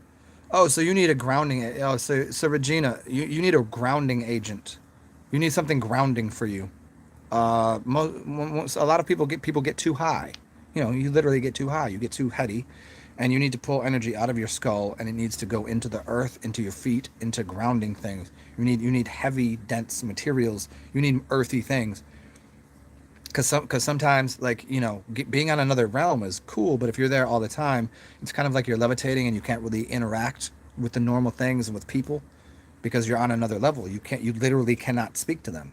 Like, you'll be talking to them, and out of your mouth it sounds like gibberish. You could be speaking English, and sometimes you're just saying the normalest thing to just normal shit to someone. You're just having a normal conversation. They can't quite understand you. You're like, what the fuck did I say that wasn't English here? Yeah, so you need things that are very grounding. I would eat some very earthy things, potatoes and starches and things that are groundy. I would take a clay bath. Clay bath. I would cleanse your house with Epsom salts, and I would create a little fire. Epsom salts, and do you want me to show you how to do this right now? Does anybody know this? Here's a. Maybe I'll save this whole. Maybe I'll save this gift for tomorrow. Hmm. Maybe I'll just save it for tomorrow. Let's see. I'll tell you how to do it now, but I'd rather save it for tomorrow. You get a metallic or some sort of bowl that can handle fire. You put Epsom salt, or if you don't have Epsom salt, regular salt works, but Epsom salt works better. Magnesium. Get like a half cup of that, well, like a quarter cup of that, and a half cup of isopropyl rubbing alcohol. 91 is best. If you got the 70%, that's going to work. Or you could use regular alcohol, but it can't be 80 proof. It's got to be higher, because if not, it's not going to light. You need something of a higher. You need at least I think you need at least 100 proof, which is 50% alcohol. I would get Everclear, like that, and put those two together in the bowl, light that bitch on fire, and have a plate beneath it. Walk around your apartment, walk around your house.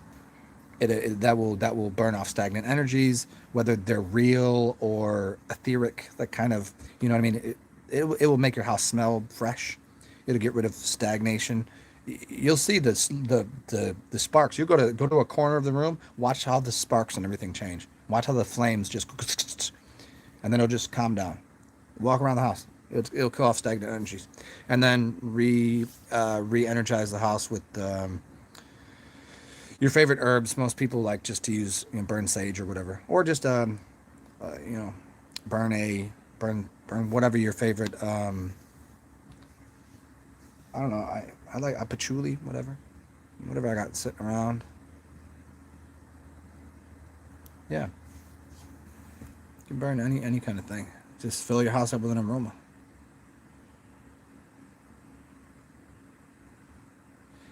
So yeah, so everything's too much. Sensitivities, yeah, clay baths, grounding things out, even grounding yourself out. I mean, you could just be on a high static.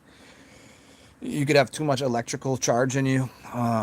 You could consider magnets, or certain. I would get yourself some of these stones are good. These are hematite or magnetite. I guess they go by the same name. It's the same thing. Magnetite, hematite, hematite. So it's like magnetic.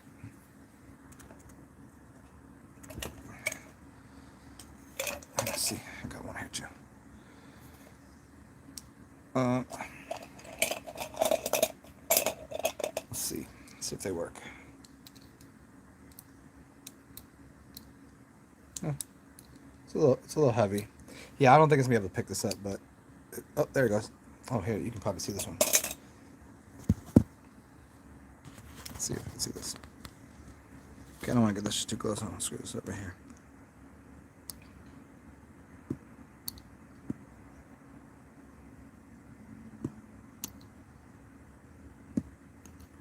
So, magnets. How them bitches work, I don't even know, son. What is this shit? So magnets, imagine your body. It's an electromagnetic system. For electricity to work, you have to have magnetism. It works together. Most people don't even consider the fact that that electricity is the expelling point. It's a radiant energy of what magnets are, which are a succubus or a pulling in of energy. It's part of the same system. So you are probably, I don't know, I would guess that your sign, maybe you're a fire sign, maybe you're probably a fire or an air sign, I would guess. I couldn't imagine you being an earth sign because you'd be grounded out. Couldn't imagine you be a water sign. You'd be too fluid for that. You're probably an air or a fire sign, and you need something to ground yourself out, or a magnetism, something to pull something to you. So maybe even wear one of these. Get yourself one of these on. Anything black, tourmaline, anything magnetic.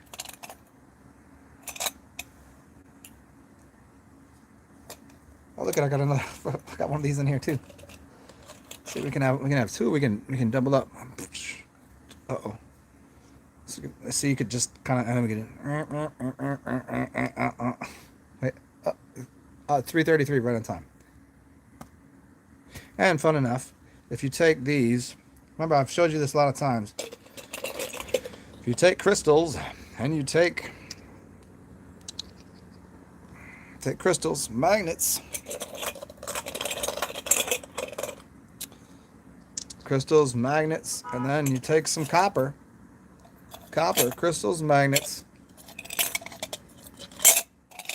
they're going to work together. Especially if you build something out of it. You can build something very, if you were playing around with it, you can increase magnetism by putting two magnets that wouldn't really, let me show you again. So these magnets, if I flip this around, that's going to push, it's pushing, it doesn't want to be there. It's pushing apart. But now if I smush these together, now right now there's energy being, let's see if I can do this. Okay. This is as close as they want to, this is pushing apart right now. See, it's pushing it away. Now if I sandwich this together, it has forced more energy out of this side of the magnet and this side of the magnet. Here, everything's fine. Everything is just in homeostasis. It's got a good energy system here. Now I put these together. Now it's forcing energy out here. Now I take a piece of copper wire and I wrap it in the proper way. Look into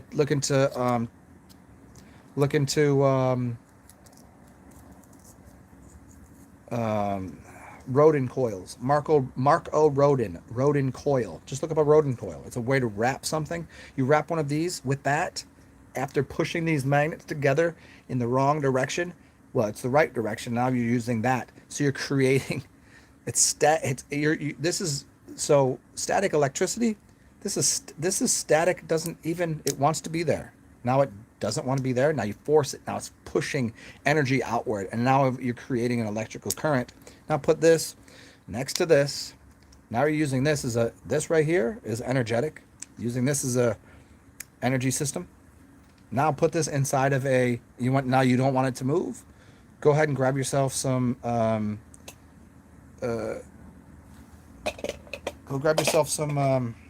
here. I'll show you what to get.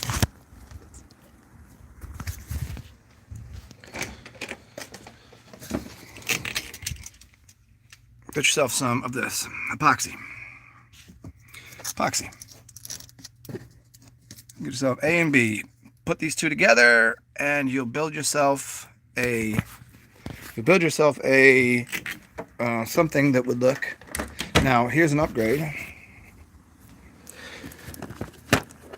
Here's your piece of orgonite. Here's your upgrade to the orgonite. Okay, now see, it's called a pyramid. Pyramid means fire, but it also means three. It's supposed to be three-sided. Why is there four sides? Get rid of this fourth side.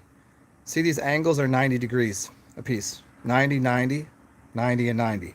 180, 360. Makes a circle, right? Get rid of this angle. Make it three sides. 360 divided by. Make it 120 degree angles. 120, 120, and 120. So then you got a three-sided pyramid. And if you're really slick with it, you make those three-sided, you make a six-sided pyramid where this wall of this pyramid of one of the three sides is split in the middle, and it varies by about 3 degrees here and 3 degrees here. So it goes in. So it compresses in here. So it's a six-sided pyramid. Okay, most of the four-sided pyramids are actually four, 2, 4, 6, 8-sided. But you would want a six-sided. So a hex, you're making a hex out of it. So so you express in and in and in and in. So that's six sides, and then you'd have your magnets down here, so that the I forget if it's a north or south. One of you just got to screw with it. I don't remember which way goes which. But so you have either way you do it, whether it's you're putting the magnets where the two souths or the two norths are together, it's going to still push the energy out. So it just I don't remember exactly which way to do it. I think it's south towards the south on the outside, north in the middle. Put that there. And then put your crystal in the middle above that, and then wrap a coil around that, and then you have a bunch of different types of electric. See that this person probably just did this for fun, but it does have a purpose. It just needs to be connected. So you'd have coils like this throughout the whole thing, and little pieces and bits of metal. So you have your inorganic and your organics, and you create a piece of an energy device that will collect what you'd consider negative energy and turn it into positive energy. It's like a going to the Niagara Falls. It's turning positive ions into negative ions. Negative ions are actually the good ones. Positive means they're charged with already something's in there. There's something connected to it. But as soon as that water hits so the water's coming over the fall, and it's hitting the certain types of rocks and things on the way down, and it's creating this energy. It's a piezoelectric energy. Certain rocks create this. This is why the pyramids are made out of what they're made out of. Now, if you're slick with this, you'd even add that to it. So you use limestone and you use granite. Piezoelectric it means you hit it with something, you put pressure on it, creates a static discharge, and it just creates energy. You can do anything you want with it, but I mean, it's in a sense, it's free energy, I guess, but it's not free in the sense that you still have to create it, you still have to build it, there's still material that it's costing, so it's not really free in that sense, but it does just and you do have to recharge it. You have to take it to the moon, so the moon removes all of the charge from it, and then you put it in the sun, and the sun recharges it. It's like a solar panel. Solar panel is discharged by the moon. The moon removes all of the bad energy, removes most of the energy, all of the energy, whatever it is, it just pulls it away. And then the sun's like, reinstitute energy into that. And anything else that's going on in the world, it's going to pull that energy in. So there you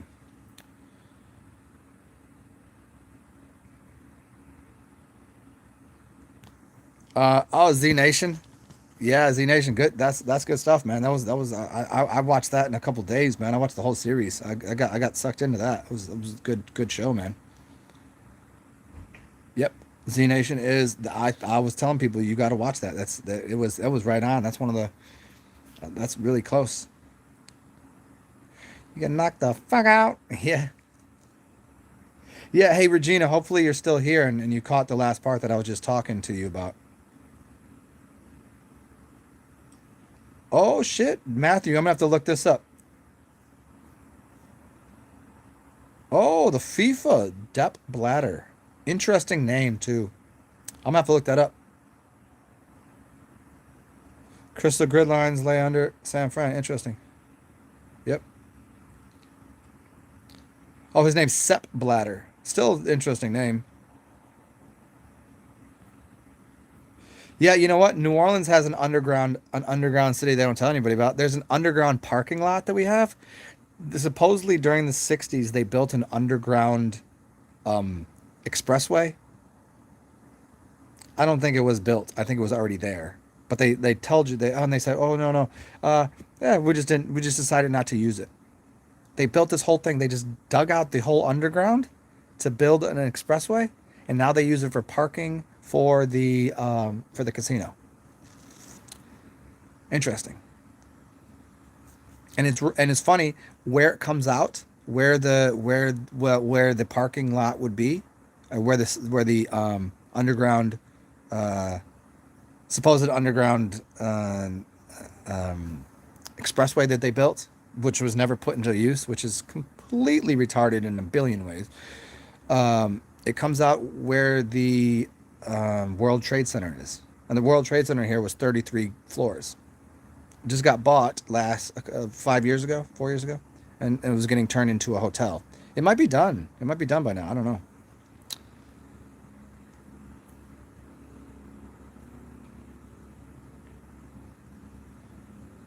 The show called V? I've never seen the show. I've seen the movie. Hey, Regina, you still here?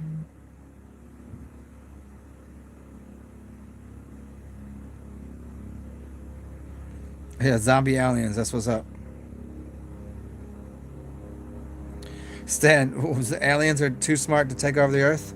Yeah, that's why I didn't take over the Earth. Ooh, let's see what's going on here. Oh, sorry, there was a helicopter that just passed.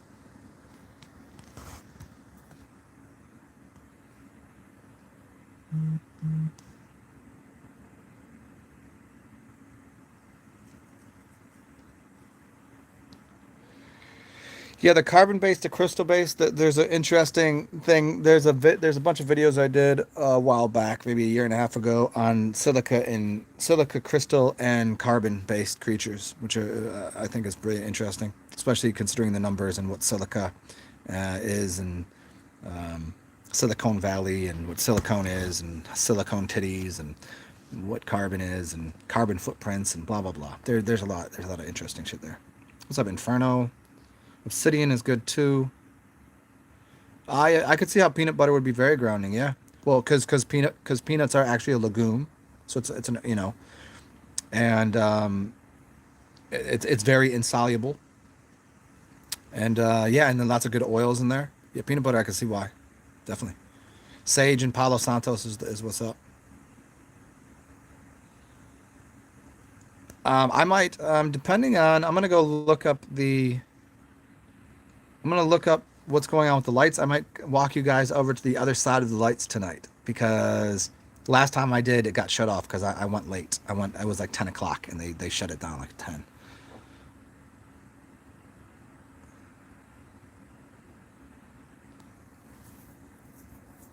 Okay, you eat potatoes, Epsom salt. Do okay. Okay. What else can we give you, Regina? Even the black cats. Oh, you a Gemini? That air sign. There you go. Of course, you a Gemini. You a spaz like me, huh? Oh, hey Regina, Do you mind me asking your exact birthday? I'm sure I've asked this before, but 2,566 shows in. I can't remember everything, and half of them I'm halfway loaded anyway. So,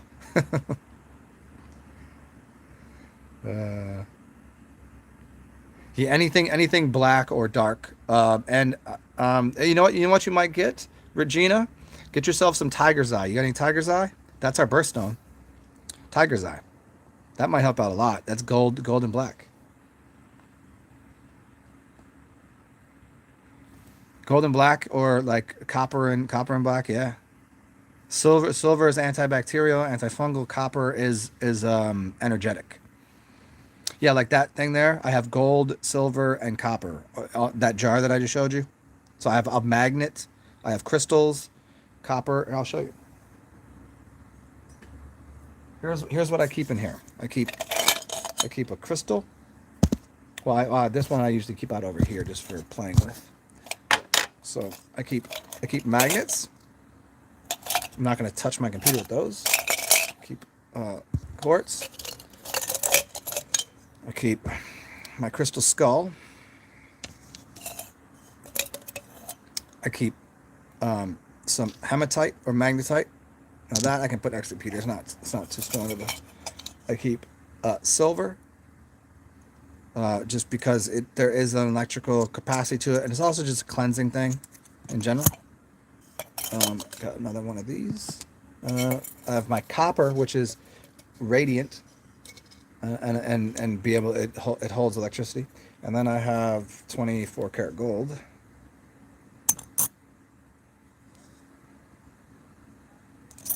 So I've got the three major things: quartz, magnets, magnets at the bottom, magnet stones, quartz crystal guy. Put that there, and then silver and gold because whatever.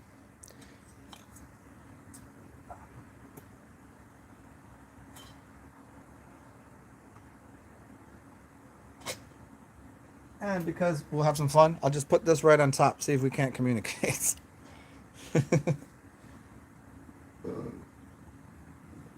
Okay. Oh man, I just got the terp burps. Um, the Himalayan salt, the salt itself won't burn. The salt you put the alcohol, you put the salt and alcohol together. So it's just the salt will once the alcohol burns off, it will get to the salt, and then the salt will become like a hardened disc. It's really interesting. Um, Yeah, and salt just in general shouldn't really be eaten. It's supposed to be used outside of your temple. Think of it this way. If it's supposed to be used outside of your temple, it's supposed to be used in magical practices outside as to cast a circle. You cast around, you cast in front of your door, in the corners to keep things away. You cast it around windows. It's there as a protection. You don't put it in your body. Occasionally, you can put a little bit of salt in you, but it's in any large quantities, it's poisonous and it's not really, you know, occasionally it's, have a little bit of salt. But as a primary thing, salt is not supposed to be part of your diet. I mean, just think of a baby. When's the last time you gave a baby a spoonful of salt? You don't. A baby consumes sugar through milk fats, and milk. Milk breaks down to sugars, and your body runs on sugars. Sugars is where it's at. Sugar cane is the spine. Sugar. Bamboo, the spine. Um, you know, your body runs on glycogen, glucose. Salt's not really good for you. You're going to get salts out of things anyways, and they're going to be organics.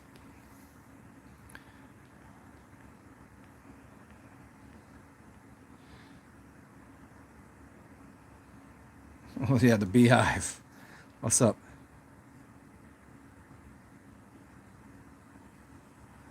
What's up, L?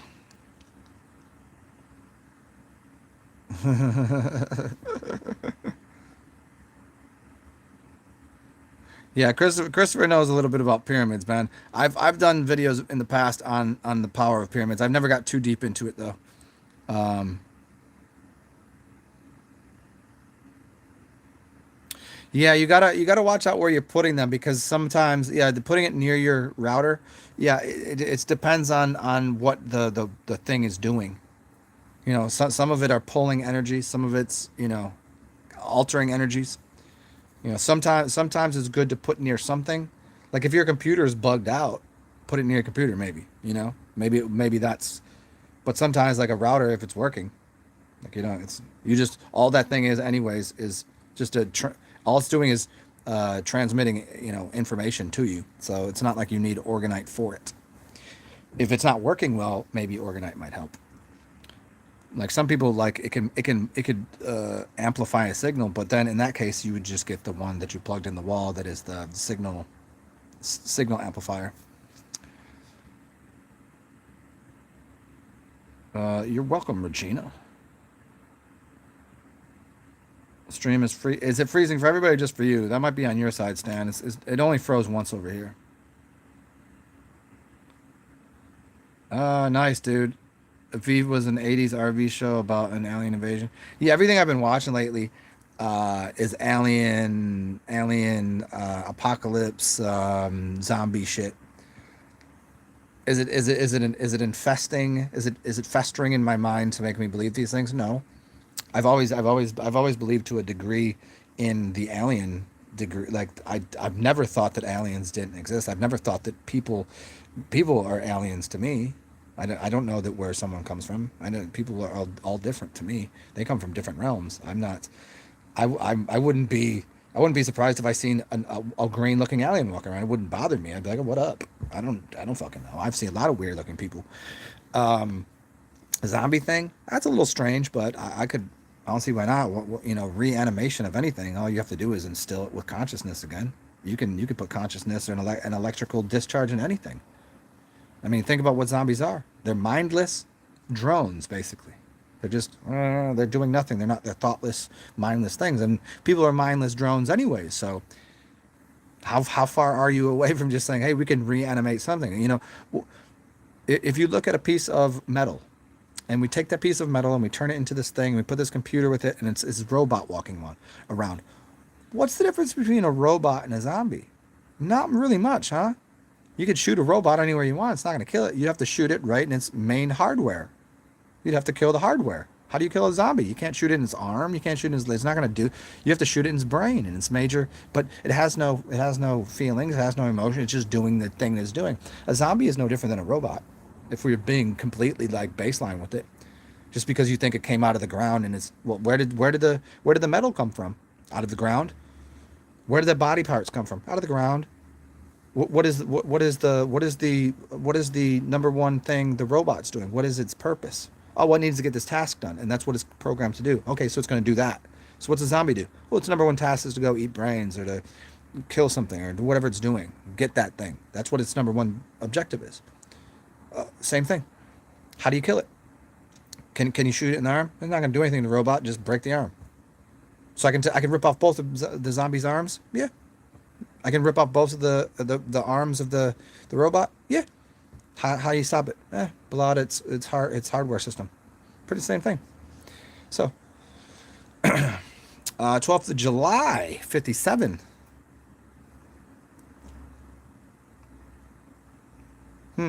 So Regina, so then you're in Western astrology, you're a Cancer. You're a Cancer in Western. So you're talking about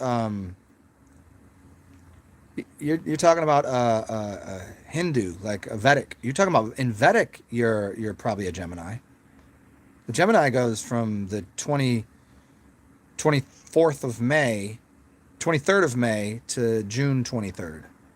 So in July 12th, you'd be a Cancer, which is an Earth sign, according to Western.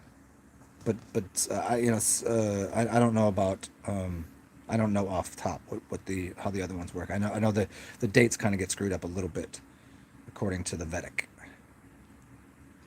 What does gold do? I think it's the melange, the spice melange.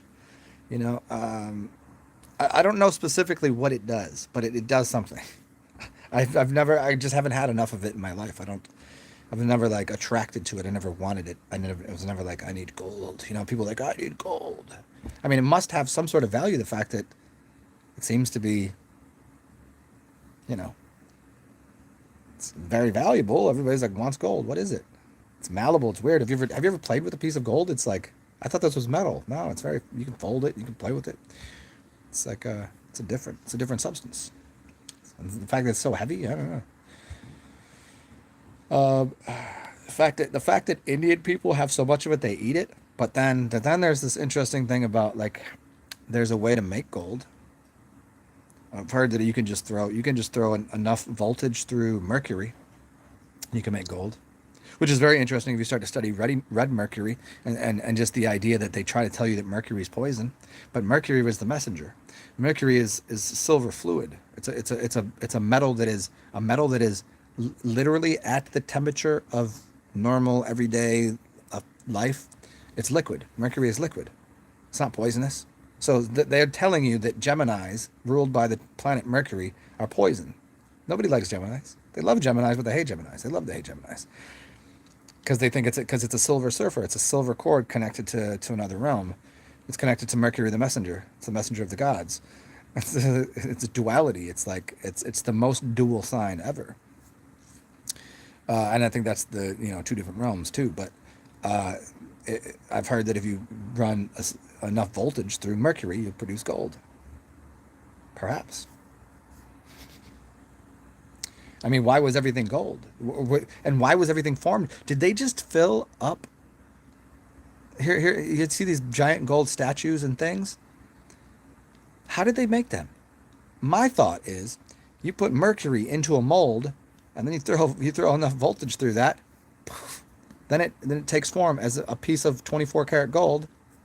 Open that mold up. No longer is it mercury because it was mercury fluid. You just it forms to that mold. Put a couple elements in there. You got to put something else in there. Usually you have to put maybe a starter of a little couple flakes of gold and maybe some other maybe an acid and maybe an alkaloid. I don't know. There's probably a couple things that you need beyond that, but then you throw the electricity through it and it just binds it all together. Because anything else you do, you need a starter crystal for something. You need a starter point for it. So I think it'd probably be like a shaving of gold and maybe a little bit of acid, and then throw the electrical current through there. All of a sudden, you got a gold statue. They didn't find a bunch of gold and just put it together. They weren't just digging up gold like here, go to the river and here's a pan and find a flake of gold, and they're just putting this all together, making these giant golden statues. I think it might be something different. This is why this is the Gilded Age, where everything they started putting flakes over things. They'd make a statue out of something very cheap. They would make a cast and put some like concrete or something, or just something, and then they would take and they just dust gold over it. So it looked to be gold, but it wasn't. So it was called the Gilded because they gilded things. They put this around the frame. So the painting, it's so fancy. They put the gold around it, but it wasn't actually gold. So they were tricking people to thinking that it was gold when it wasn't. But I think what mercury is actually gold disguised as silver liquid. Don't tell anybody I said all that.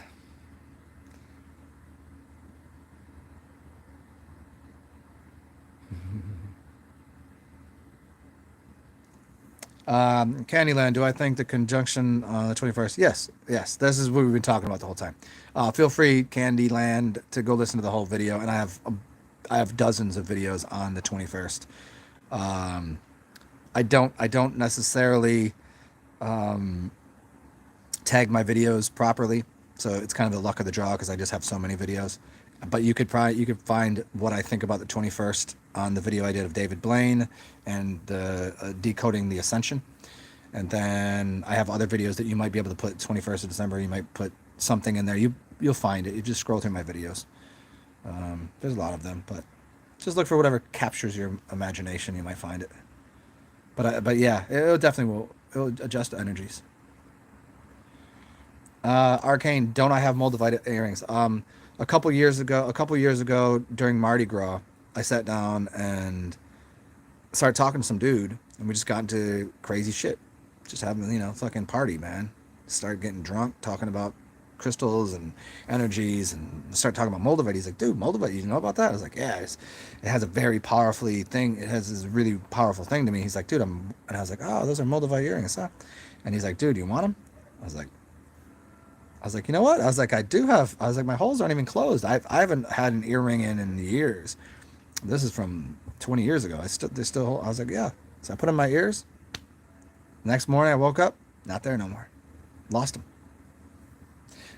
That thing with stones with me, I lose them, or mainly I give stones away, but moldavite just didn't want to be near me. It's too. I think that I repulsed it because it was like my energy was too much for the moldavite even.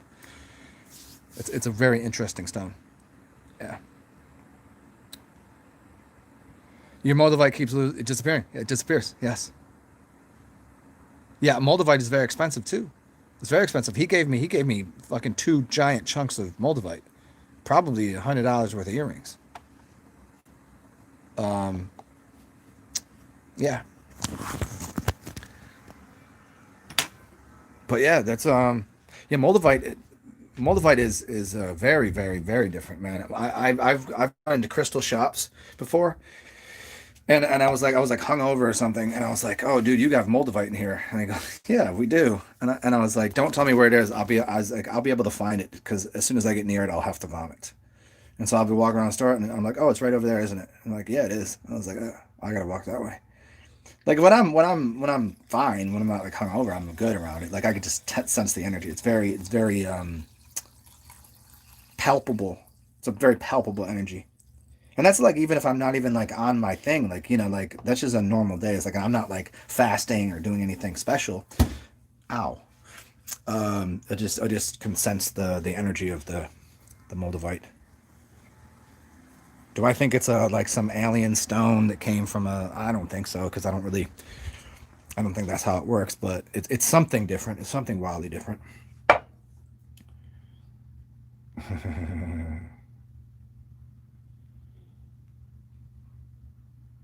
Gerald Houllier. Okay, well I'll check that out. That's really interesting. Christopher Lee, everybody here, Moldavite. I think that has something to do with where we're from, honestly, because there's a lot of different things that go missing out of my life, and some of it I give away, and I understand. Some of it is mine, and because it's mine, I say, hey, you need this. I don't know how many times I've walked around with either purple quartz, purple amethyst, excuse me, or tiger's eye. And when I walk around with purple with amethyst, or if I walk around with tiger's eye, I will walk up to someone, just something says I need to talk to this person. I walked up to this cashier and I was like, hey, you know what? I have something for you. And I put it down on the counter. She goes, purple amethyst? I just lost that yesterday. I just lost a piece of that yesterday. I was like, well, there you go.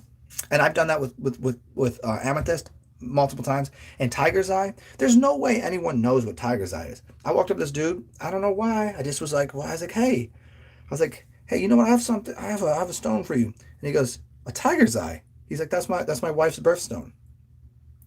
Shit like that happens all the time whenever I have stones in my pocket. But then there's other things that I just lose. Like, I don't know. Like, where did they go? Should I double up on this ridiculous shit that I'm doing here with this? Let's just drink that turpentine again. You guys, should we do the turpentine? The terp burps here. Let me see. Let's see what we got here. Here we go. We got turpentine.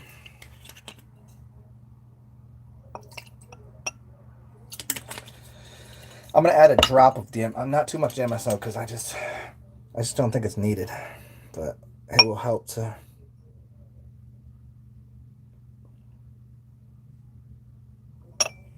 Okay, so terp, DMSO, some aged orange.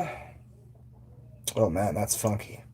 It smells like a little bit like garlic, honestly. It smells like aged garlic, honestly. And then we got, speaking of aged garlic, we got the fermented garlic and honey.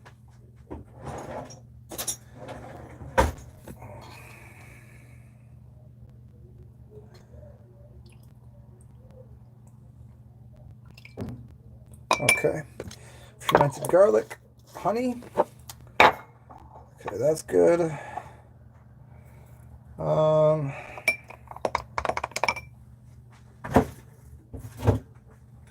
Little bit of vodka. So if y'all get crazy, if you ever get crazy as me, you can feel free to do all this. I do not suggest this unless you're a professional alchemist such as I.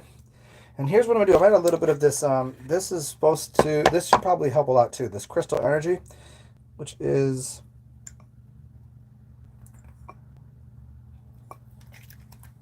oops, there we go. This is changes the surface tension of water, and it also will change obviously the surface tension of oil. I'm assuming. I don't know why it wouldn't.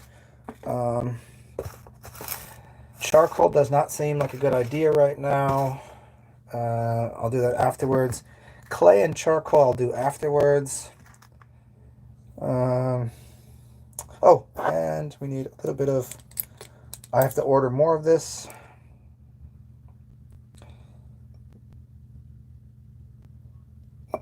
There we go. Oregano oil that will burn off just about anything. I think I've covered everything we need in there, huh? Oh, it's actually emulsifying a little bit. It's actually it's coming together. I think that might even be the result of using a little bit of the the crystal energy, which is changed the surface tension. So the oil is now getting mixed with the alcohol. See, that would normally be separated quite a bit, and it's not. So I think thanks to that, it's getting emulsified a little bit. Not that I want to make too much of emulsification, but okay. Well, there we go. Let's go fucking drink this shit.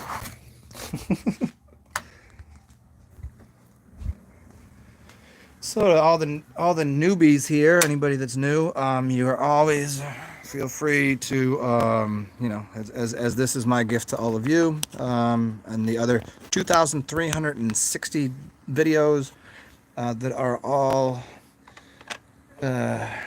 nuggets of wisdom that you cannot find anywhere else. I guarantee that they're all fresh and new and different, and also somewhat entertaining, curious, funny. You can feel free to donate or, you know, give a gift for this holiday season, or, you know, whatever, for this or for all the other stuff. And you can do that through PayPal or Cash App. And it's capital TSAR, capital XEN. Very important that you capitalize the X and the T. TSAR, ZAR, XEN, Zen.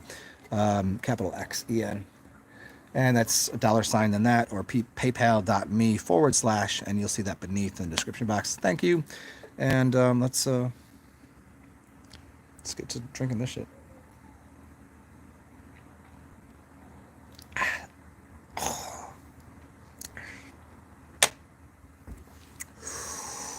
Whoo! Do not do what I do what I say. I said doo-doo. Oh, that's tough.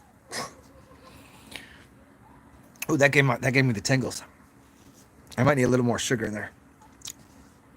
Yeah. Oh, that just gave me the little nose itchies right there. Here, come back in the kitchen. I need some more. I need some more honey in there. I got that oregano and oregano and the oregano and turpentine is really fucking blasting me right there.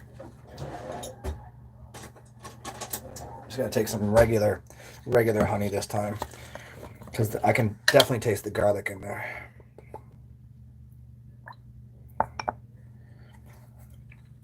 Whoa, holy shit. Welcome to the new age, huh?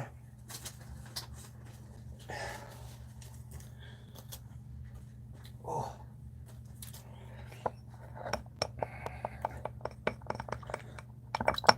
This little slurry.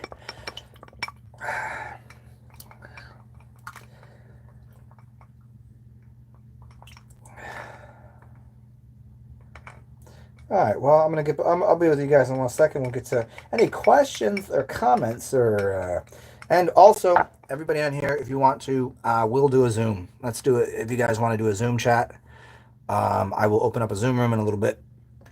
You guys can talk to me in real time, and I can see your stupid faces, or your pretty faces. I don't know if it's stupid or pretty or whatever. Mine is somewhere in the middle today. It's stupid because I don't have a tan, and also I'm been making funny faces because of this right here. And it's pretty because, goddamn, I'm pretty. I'm a pretty gentleman. I'm a pretty gentleman.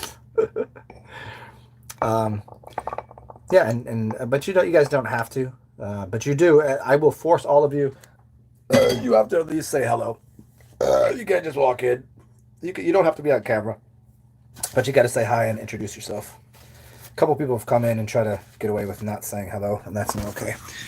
You gotta show some goddamn respect if you walk in my Zoom room, because, well, in fact, you guys, I've paid for that, so if you guys want to donate to that cause, just in general, just for, you know, I have a monthly fee that I have to pay to have that. So if anybody wants to throw a couple dollars on that, before I start making everything 100% pay-per-view, which means I give people passwords and shit to get in, where you can't come in unless you have the password. And I'm not going to be doing these anymore. But I'm trying to never go that. I keep saying that I'm going to do that, and then I say that, and then I get a couple good donations, and then I don't have to. But then it kind of trails off, and I have to, like, oh, what the fuck? Do I have to remind people? Like, I'm doing this out of the love of my heart. Like, now it's the holiday season, so whatever. It's just gift giving. But we'll see. Ooh, let me go get another thing of wine because I'm almost out of this. I wish I had beer because I don't want to drink. I really don't want to drink another half bottle of wine right now. And I really don't want to drink. I guess I could go to the store. You guys want to go to the store with me? What to do? What to do? Okay, I'll do. You know what? I got this is. Maybe I'll get some more wine. These are cool. I just don't like the fact that two of these is a bottle, and it's like because it's in this can, I drink it like it's a bottle of beer or a can of beer, which I can just slug a bottle, slug a can of beer, and so I drink it like that, and then I'm like, oh shit, that's a half bottle of wine I just drank. It's a little different, but these are really good if you ever get a chance.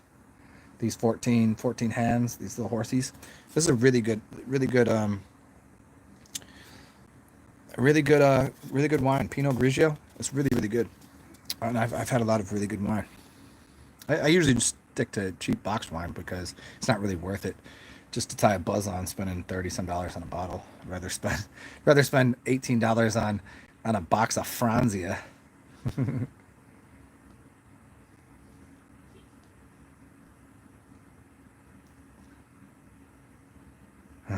Everybody in here losing their Moldavite though. Yeah.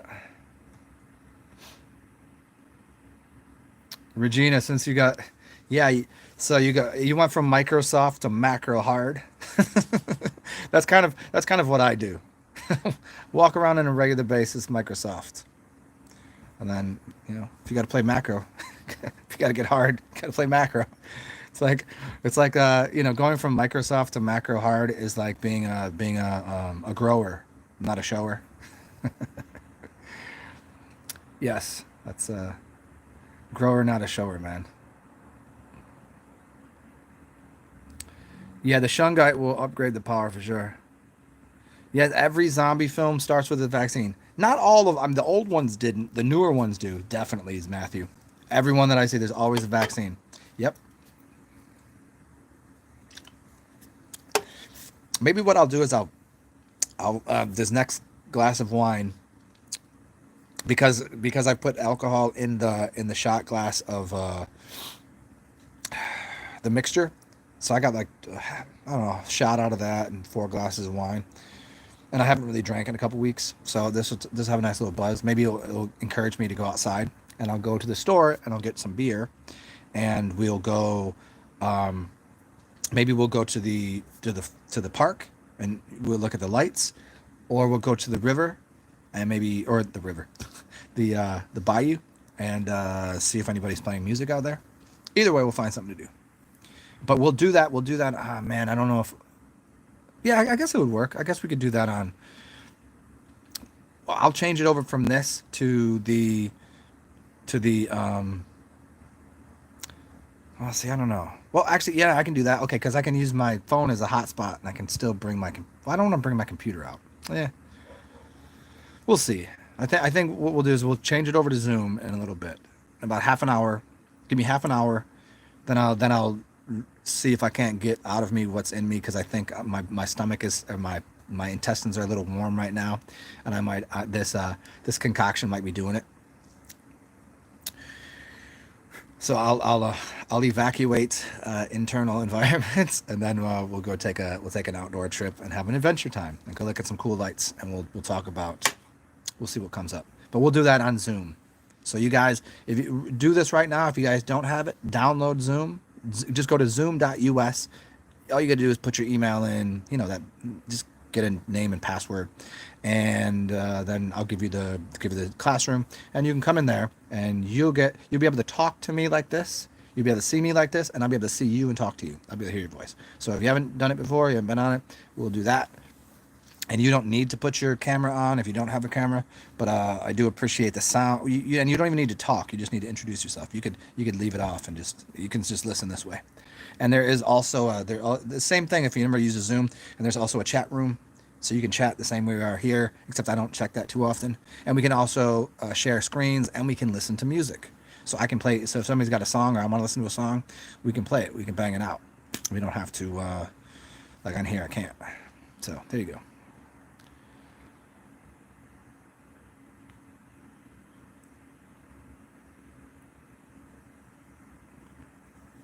Regina, well, I'm 1400 was changed. I don't know what that means. I know 144,000 or the 144, but also there's this show called the 4400. The 4400 is the show I was talking about earlier. That's the one. That's the one I was talking to. I need to talk to Dave about that. Dave, yeah.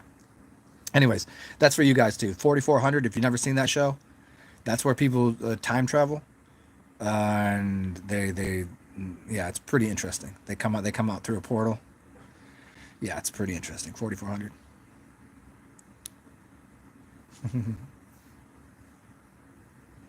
Yeah, the I've done all those before. When I was on my when I was really on it, doing all of the different things. I was doing all the cleanses. I was doing the colloidals. I was doing the monoatomics. I could get out of body pretty much every night.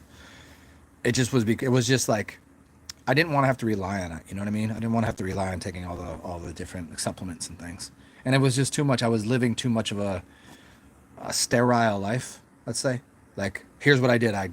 This is what I did, and I could get out of body. Great, fun. But my life was like I didn't do anything. I didn't have any interaction with the general, like, this reality. This reality was non-existent, which is fine. Like, I mean, sometimes it doesn't need to be. I don't mind it. But like as a totality, I was like, I'm kind of here on Earth. Maybe I should go talk to these people. Maybe I should fuck around with these people.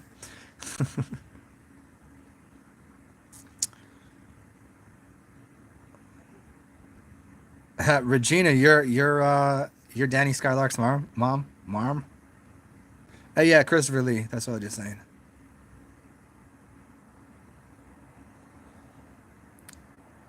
The Silvas.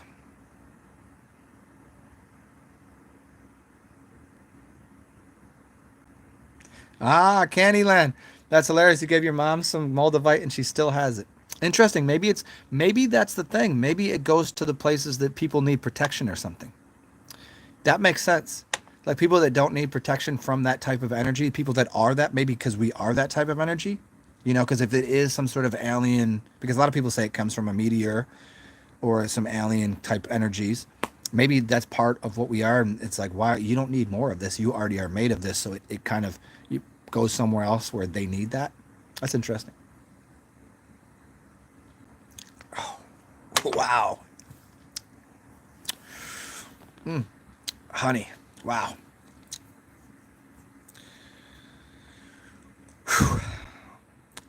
Scotland. Scotland.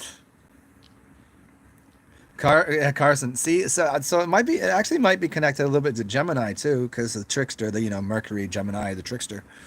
Yeah.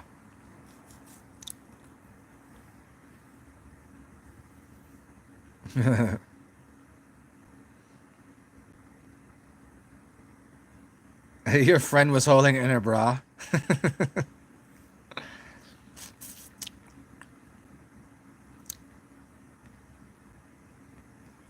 Yeah, it's the ET zone. Yeah, it makes sense.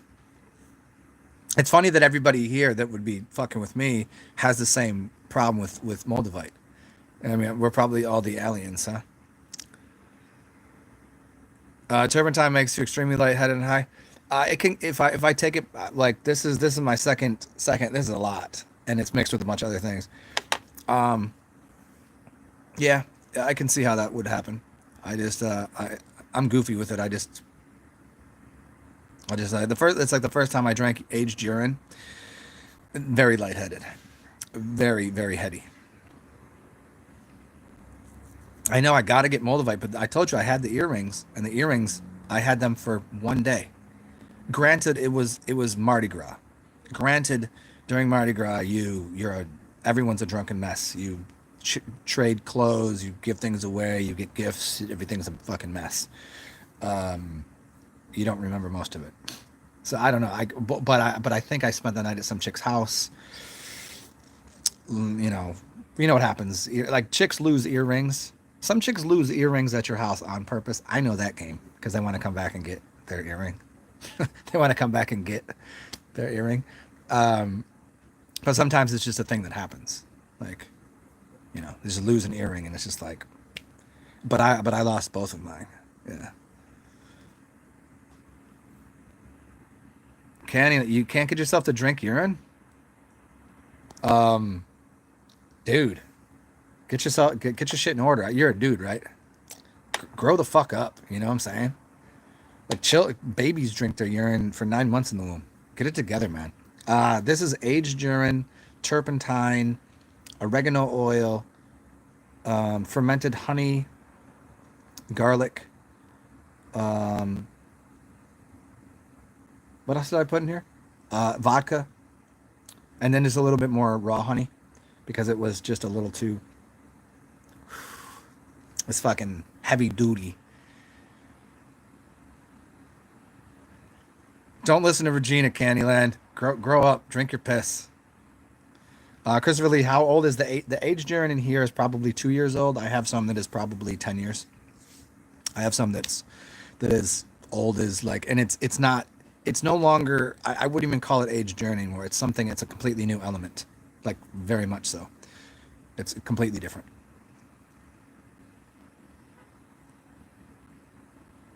Wait, Matthew James Maxwell, you have a trident tattooed between your eyebrows for real? For real? Say for real. Say word is bond. No shit. I did not know this. That's awesome. That's gangster. G'd up and shit. All right.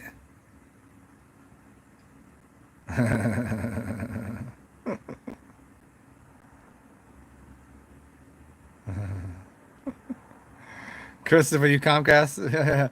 You know what's funny is whenever I first started doing these live shows, like where I was on here doing this, I don't remember who it was. I think it was actually Dave Mannion who was like, "Yeah, man, I'm at my local pub and I got you on the big screen." Like he was like everybody's in the bar watching me do a show. I was like, and it wasn't even like when I was comfortable doing it. It was like right when the beginning, I was just like talking to you guys and like I had no idea that people even like listening to me. And he's like, "Yeah, man." He's like, "Fucking dude, I have you on at the bar on a big screen TV. Like the whole bar is watching me." I'm like, "That's crazy." So it's crazy to think that even though I have like X number of views and subs and whatever, like sometimes people are like, sometimes like, "Yeah, my family's out here just watching you on TV." I'm like, "What the fuck? That's weird." I mean, it's weird to think about. I mean, I try to repress it from my mind that anyone's even listening to me at all. Like, I think like right now I'm just talking to myself. Like, I know a couple of you on here. I would talk to you. Like, it's kind of like at a party. It's like sometimes you're talking like one person, but then there's like a bunch of people around you. Like, oh fuck, everyone's paying attention and listening. Or have you ever like been on a stage and talked? It's way different than talking to a couple people. It's like everybody's just staring at you like, oh, stop looking at me. You're creeping me out. Stop looking at me. You're weird. What's up, Robert Hammock? The Ouroboros. What's up, Inferno? Yeah, the 144,000. Yeah. Interestingly enough, growing up, my address was 144, and my weight whenever I fast, I have it on camera. It's my it's a digital scale. My weight is 144.4. Crazy shit, man. Yeah.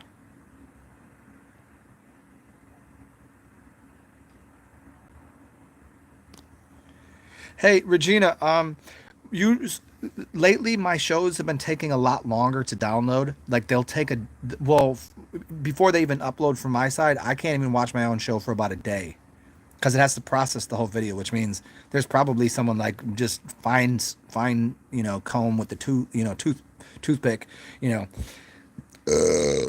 anything like if my show is under an hour, it'll process in like an hour. But if it's anything over that, it's pretty much it takes like a day to like other people can watch it. It's weird. Other people can watch it, but they can't download it. Like I'll finish the show and somebody will be watching it, and I'm like, damn, I can't even watch my own show. I actually have to get off my account, go and just be on a random account and to watch a show of mine because it will be on, but it won't be uploaded completely. It's kind of like, you know what I'm saying? Like it's not fully like processed through the system, so I can't see it on my side. It's not on my channel yet. It's just on the computer, or it's just on the internet. It's kind of like in the middle zone. Like during like somebody doing a live show, you can watch any part of the live show, but once it's over, it hasn't completely uploaded yet.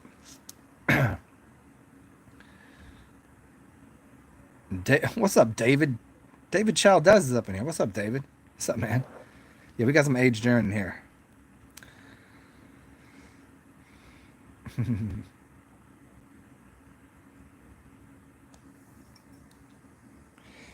That's awesome, man.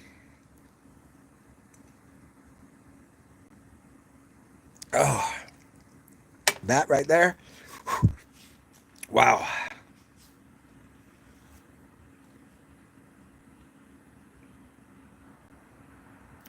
Oh man, I enjoyed my urine just fresh. Like I can't like if I've been eating shitty, like if I've been eating shitty for a couple days.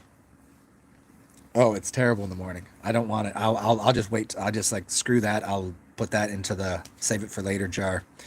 But later in the day, it's fine. After I've had a couple glasses of water. Christopher Lee, do I use wounds for cuts? Sometimes. Usually, I just let my body do whatever it's gonna do. Like, I don't know. I make a mess of myself all the time. I don't. I break things. I cut myself. Like I'm not fucking cutting myself. Like don't get me wrong. Like I get cuts and bruises. I'll be out in public, like just drunk, falling over the place. I don't know. You wake up in the morning like where did I get this bruise from? Right? Yeah, that kind of shit. Yeah, sometimes. My buddy, years ago when I first started learning about urine, I had some aged urine, maybe like 2 years aged urine, maybe three. I lived in a cabin in the middle of the woods, and just part of the story. Chicks always be telling stories like they have nothing to do with the story. It really has nothing to do with the story. It's just where I was at the time. And we were making dinner. I don't remember what it was, but we had cast iron skillets. So it was in the oven. And it was done cooking, but we're having a conversation about something. And so we're smoked out. It's like me, my girlfriend, him, his girlfriend, and he goes to go to the oven. And so we're having this conversation, and he opens the oven and he puts his hand in to grab the thing without grabbing a mitt. So he grabs a cast iron skillet that's been in the oven cooking at like 450, burns his hand, and he goes, just drops it back in the oven. He goes, why the fuck would I do that? And he's just screaming, and I'm like, why the fuck? So I grabbed some marshmallow root and some aged urine. I was like, do you want me to fix this? He's like, yeah, just do. I don't care, just fucking do it. I put marshmallow root and aged urine on his burn that was gonna be third-degree burns, and I did that for like 2 days, and he didn't even have a burn afterwards. He's like, I don't know what the fuck you did. He's like, but the aged urine works. He's like, that is the shit. He's like, that should not be. His hand should not have been healed. So, I mean, for like minor cuts and scrapes and shit, I just let it. I just let my body heal the way it should. Just whatever happens, happens. Like if I had anything major to deal with, yeah. Um, yeah. Otherwise, I would. No, the benefits are extreme. Like, I mean, I probably wouldn't be even close to as in shape or, you know, good, decent looking for my age. I probably wouldn't be looking like I look at my age if it weren't for aged urine and urine in general. Mentality wise, it helps my brain, balances me out. It balances neurology, chemicals, um, you know, all sorts of things. There's all sorts of good things in it. It's it's the best thing you could do in your life by far. Like that's what I was saying. Like I would make my channel completely 100% devoted to Orin, to urine, to but I've done so many videos on it, and I have so much more knowledge into so many more things, and just most people wouldn't even. It just gets boring to talk about. What else am I gonna say? Drink your piss. That's about it. There's a lot of people that do shows and they have channels that are devoted to it, but it's like there's only so much you can say. Like I can tell you the science. I'm tell you once. I'll tell you what's in it. Tell you what it is. It's 95% water, 3% urea, 2% of these types of chemicals, and then there's all these stem cells and this and that. I can tell you that. Okay, now what? What do you do?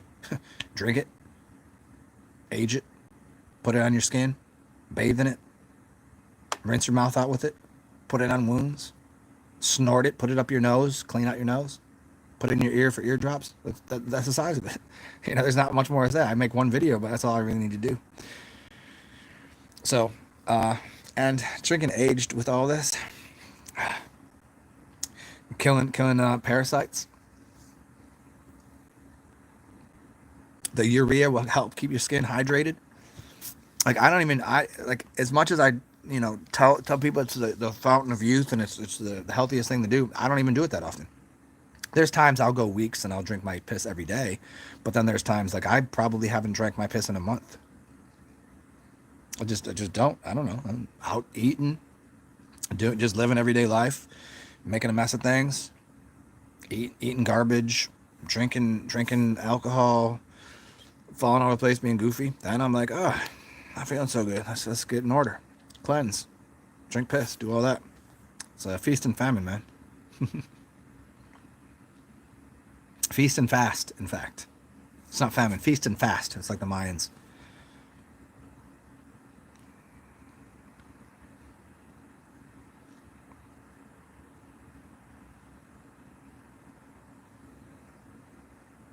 Oh yeah, it will definitely flush your bowels too.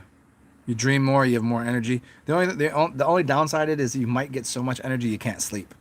I've been having sleep problems for a while now, and I think it might be because I haven't drank urine to balance out some of my chemistry. Just the extra energy in the world maybe would help, but most of the time if I loop all day, I can't sleep. So that was kind of prohibitive of me doing a long fast. I did a 7-day urine fast, just piss and water.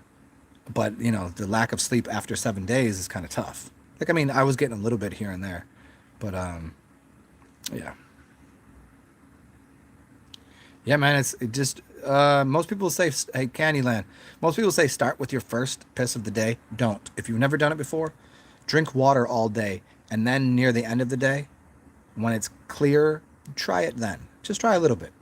Then next time, try a little more, and then as you progress, you'll get closer to drinking your first urine of the day, and it will start to be you'll start to notice you'll be able to notice what you ate the day before. So then you'll learn that you'll maybe if you start juice fasting, if you juice fast and then drink your piss in the morning, it'll taste good. It'll get to the point where like to me, when my piss tastes good, it tastes better than water. It tastes like I don't know, people say it tastes like coconut water. I've never got the coconut water out of it, but I get something that tastes like water that's softer. It's hard to explain. So have you ever had water that has been like have you ever had hard mineralized water where it's like chunky and chewy and it's like there's a certain density to it, like surface tension. So the surface tension of the water changes. Like the surface tension of your urine is much lower. It's like soft in your mouth. It's weird. Oh, this not soft because all of the other things are there. Oh,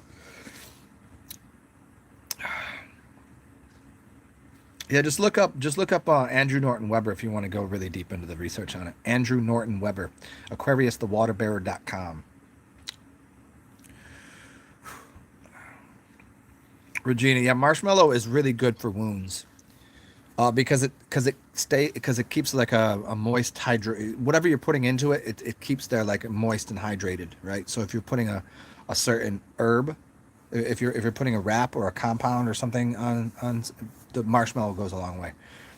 Yeah, especially for burns. Other open wounds, maybe not so much. You'd want to clean the open wound out with aged urine, or alcohol, or hydrogen peroxide, or you'd want to sterilize it that way. And then you don't really want to keep an open wound moist too much because then it will just stay open. So the marshmallow is not good for open wounds per se. Urine is better than ayahuasca. Dandelions are good for your liver, I believe. Is dandelions for liver, kidneys? Yeah, but dandelion wine, I think is good for your liver.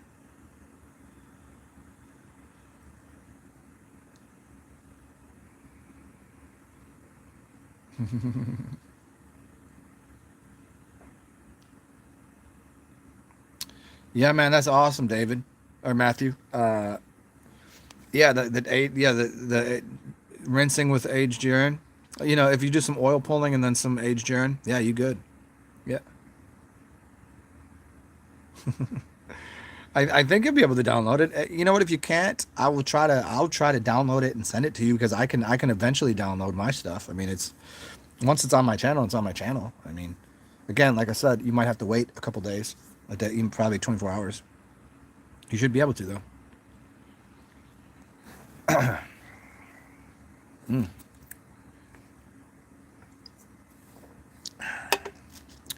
Well, here's what I'm gonna do right now, just so everybody's here.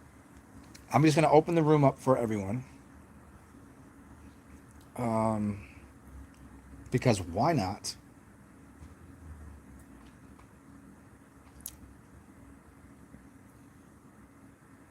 The way's just open. I'm gonna stay in here with you guys, but I'm just so it's here later, and so we all have it. See, Jesus Christ, we gotta do this again.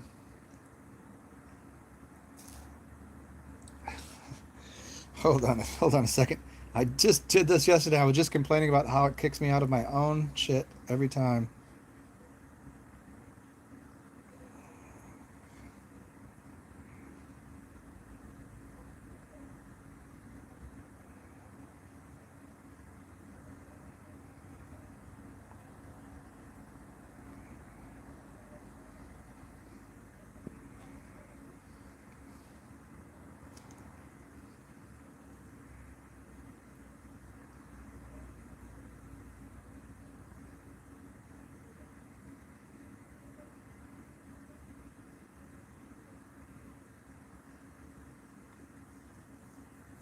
Got him, coach. Got him. All right. Let's call this ZenMass Daze. Okay. And what I'm gonna do is I'm gonna remove the. Whoa! There we go. There's a terp burp. Wow. Oh.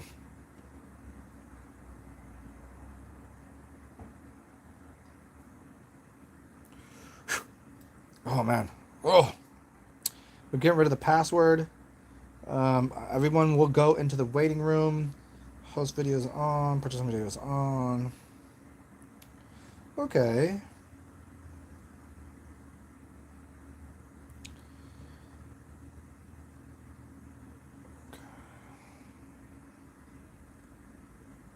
It has been started, and you guys feel free if you want to go there now, but somebody can type this in here.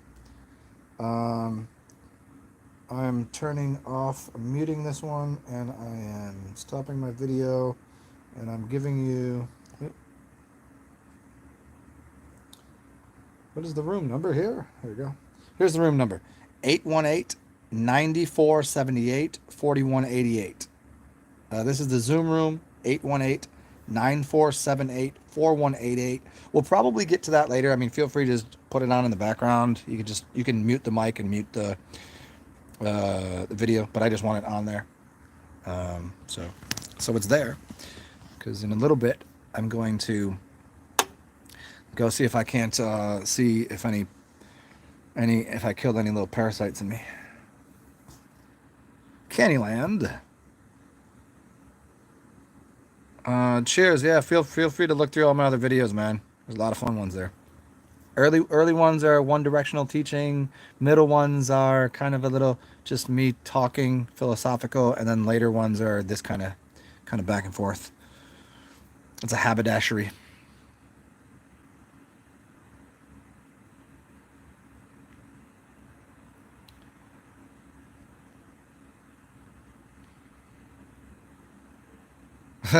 Regina only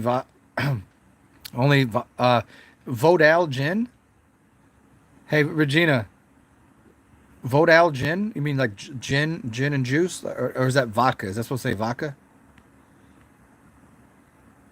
Regina, no lemonade. I love lemonade. Lemonade, and I like to do. I like a half and half. I'm as much as I'm from the East Coast, northern. I'm a city slicker. I mean, southern is. I've lived in the South long enough that an Arnold Palmer, a half and half, sweet tea and lemonade. That's my Jamie Jammers. Like an icky sweet tea and lemonade on ice when it's 100 degrees out. So it's like the first sip is just disgustingly sweet, but then as the ice starts to melt, it becomes this beautiful concoction.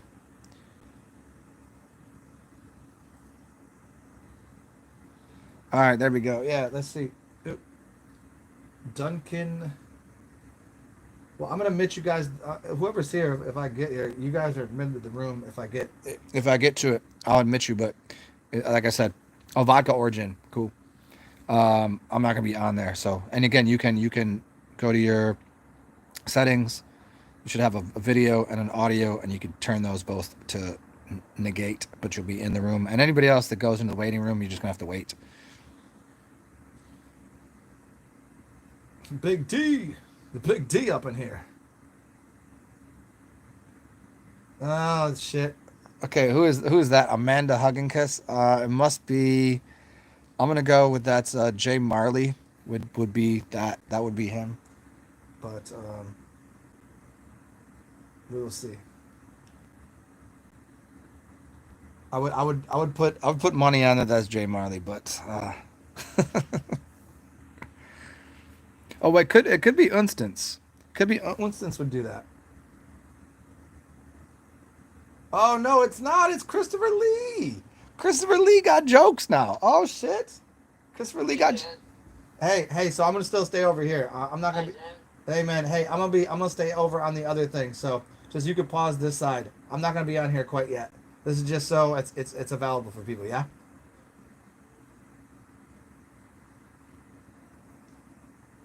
Yeah, buddy. Holy shit! I didn't know Christopher Lee had jokes. Vodka, gin, water, or tea, unless that means tequila.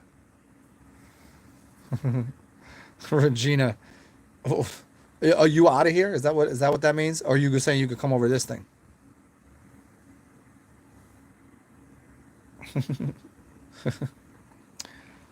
Man, the only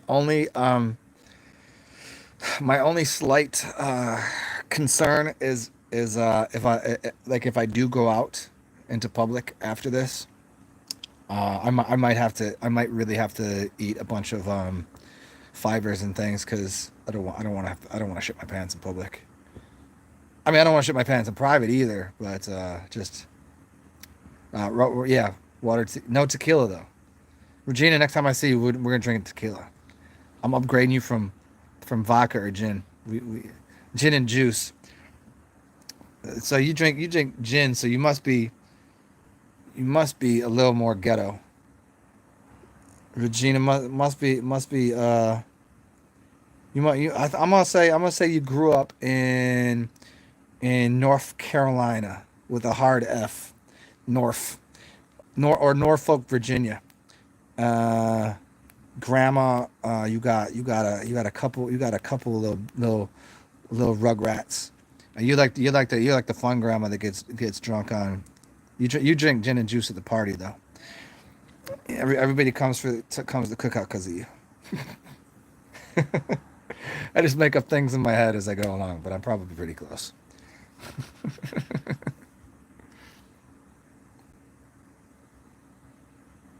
Oh, but we will drink tequila. I never knew about the glory and the. I'm glad.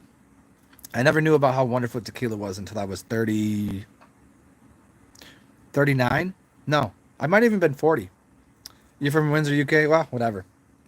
I still think your general attitude. I still think is very much a little ghetto. I don't know. Does Windsor? What does Windsor mean? Is that like? Does that mean upper class, lower class, middle class? Is that like you know what I mean? Like if I say you're from Norfolk, Virginia, you're a little bit from the other side of 8 Mile.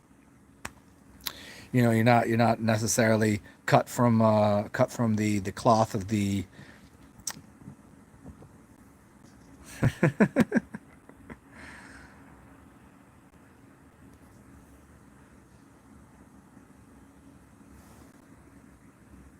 Yeah, yeah, okay. Uh, Stan and Mango Cahal. Okay, I just let you two in, but like I said again, I'm not gonna. You can mute your mic and pause your video because I'm not gonna go over there quite yet. I'm gonna wait until I dip over to the forest. We're gonna go look at some lights, some pretty lights, and we'll do it like. But I'm gonna take that and put it onto my phone in a second. I just don't feel like doing a double entendre here right now. Rather just talk this way.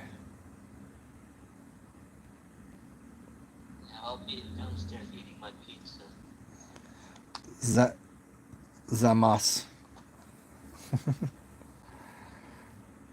Oh, you were brought up in the Swiss. Okay, well, I'm completely wrong. See, I was getting old black woman vibes off you. I was getting a lot of old black woman vibes. Hey, Inferno, you're Mango Bay.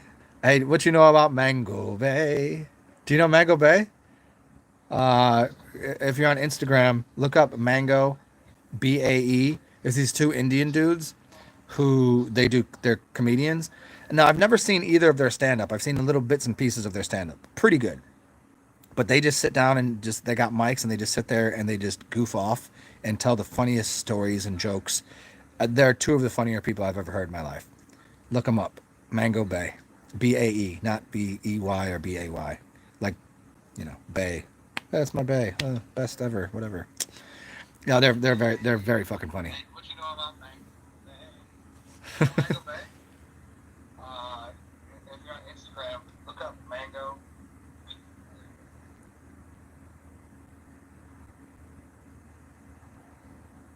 All right, all right. All right, there we go. Okay. They got mics, they just sit there and they just talk and tell the funniest stories. Yeah, don't unmute yourself over there because it just echoes and it reverbs on my side. Yeah. Don't worry, we'll be over there in a second. Mango yuck. Well, you don't like mangoes?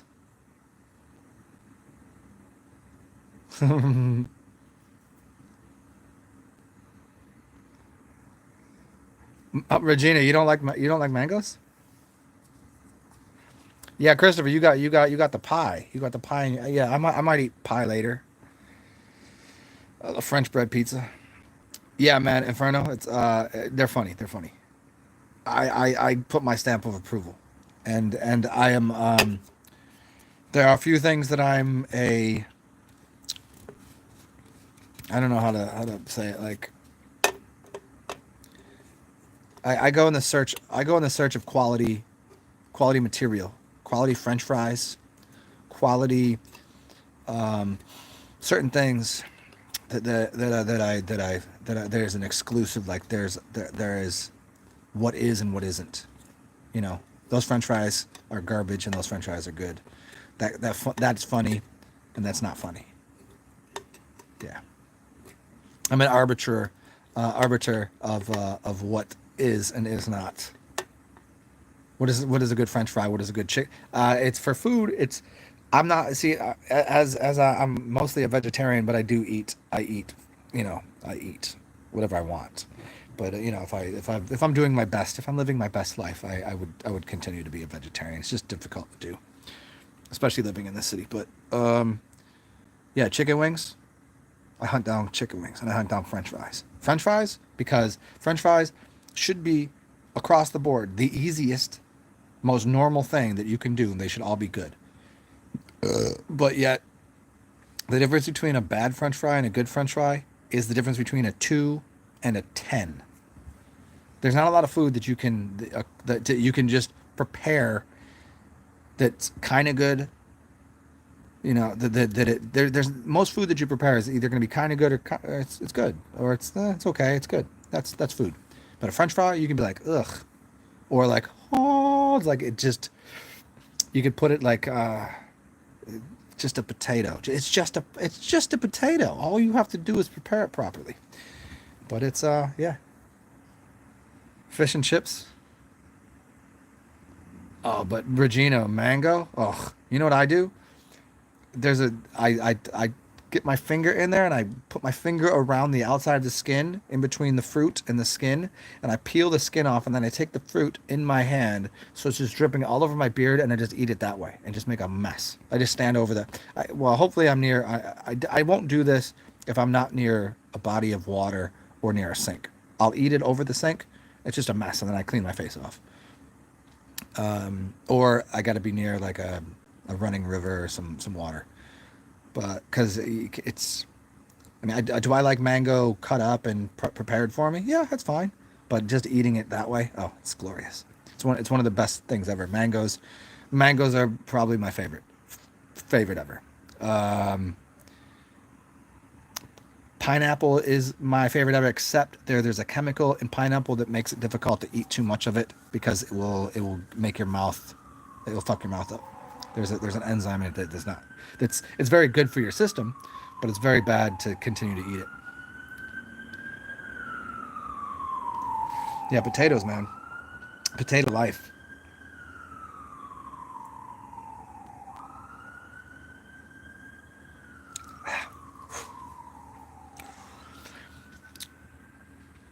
Yeah. Whew. Potatoes and chicken wings. A connoisseur of comedy, a connoisseur of the potatoes, chicken wings. No, chicken wings is another thing. Chicken wing can be garbage or it can be glorious, but that goes to be said because there's sauces, there's different temperatures to fry them at, there's breading, there's no breading. Well, a potato is a potato. A French fry is a French fry. Let's be honest. It's because it's the simplest thing that you can screw up. Artichokes, artichokes and hearts of palm. Whenever I'm having a day that I'm just like I need nourishment, my go-to is artichokes, hearts of palm, olives. The word olives comes from all alive. Olives, black olives, purple ones, blue ones, purpley blue ones are good, but I like the black olives. Um, Man, roasted garlic. There's actually a plate of food that I made a while back, and I made a video of it. It's called "What Does Zen Eat?" And it was just one day that I was having the day of like, this is what I really, just something that I really like about these things. I would add to it a boiled egg. I didn't do boiled eggs that day, but a soft boiled egg, soft to hard. If I'm eating it just that way, soft boiled. If I'm eating it with something else, but a hard boiled egg, I guess. Yeah, olives, olive oil on that. Hearts of palm, artichokes. Artichokes are I got artichokes and it's disconcerting that they're as expensive as they are. Like a can of food is a buck. You know what I mean? A can of artichokes is $3. It's kind of prohibitively expensive if you're trying to shop for the apocalypse.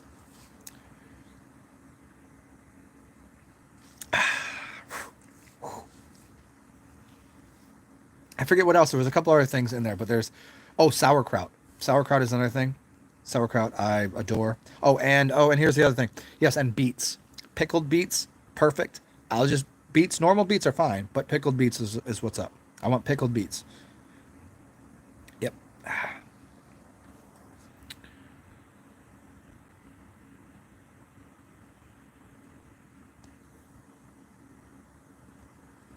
Instance, yes. Okay, well here, instance, let me help you with what you're doing here. So if you're gonna do the recipe that you're talking about, here's what you need to do. This is breakfast potatoes. So you take potatoes. You could you can use white or yellow. It's your choice here. Um, doesn't really matter. These are going to be you cut them like chunky breakfast potatoes. So like cubes, half inch a piece, half-inch square, right? Somewhere around there. Boil them like you're going to make mashed potatoes, but don't boil them too hard. Then when you're about halfway there, so it's just a little bit, you don't want it mushy. You want it just cooked just enough. Just take it off before. Then put the lid, rinse the water off, keep the lid on, and then shake it all around so it starts to, so you get a little bit of the starch on the side of the pan, and the starch starts to get all over it, right? Now you take either corn starch or potato starch, put it in there. Now it has so now the potato starch that you're putting in there on top of these potatoes, mix with the garlic powder, little paprika, all right? Now put those on a a baking sheet, put it in the oven, cook those. Now in that pan that you have there, melt butter and some real garlic, mash up some real garlic, a little bit of onion, um, and now on the side have your fresh herbs or dried herbs ready. Fresh is going to be better, but you leave it. Don't put those in yet because you don't want to burn the oil on the fresh ones, and you don't want to put the dry one in there yet. So now these things are getting cooked. Flip them, after about halfway through, you're starting to get brown. Flip them around, see that they don't get on one side, so they start to get crunchy. As soon as they get crunchy, nice and crunchy, we're just about like perfectly edible. Now you're gonna throw those in that pan that you cooked up that butter and that garlic in. Put that butter, put that all over there. Shake it up in there. Boom. Now put them back in there on the sheet again. Put them back in the oven. Cook them longer. Now the butter's in there. Now it's gonna get extra crispy on the outside with the starch on it. And we've got the garlic in there. Got all the flavor on there. Now you still got that pan. Put a little more garlic in there. Put a little bit more butter in there. Now add your herbs in there. Turn it down.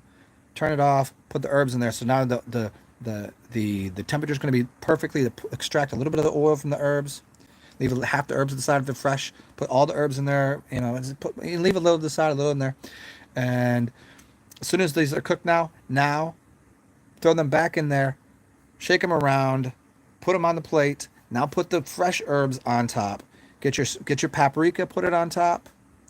Now a little more of the shake garlic on top. It's going to be crispy, crunchy, buttery, herby, garlicky, bonkers.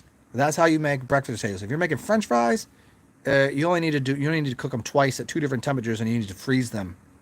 You need to first, when you cut them up into your shoestring size. You know what? I'm not even going to tell you the recipe. Just look up the Anthony Bourdain recipe. That's all you need. The Lahal. Remember the restaurant in New York City, Lahal? Look up the Anthony Bourdain Lahal recipe. Look that one up. That's how you make a perfect French fry. The only upgrade that you can do there is perhaps. See, it's good. I mean, but who am I going to tell Anthony Bourdain how to make a perfect French fry? So I would just say follow that recipe. That way, inside it's like mashed potatoes and perfect inside, and it's crispy on the outside. Yeah. Oh, and that last recipe, obviously, salt and pepper at the end.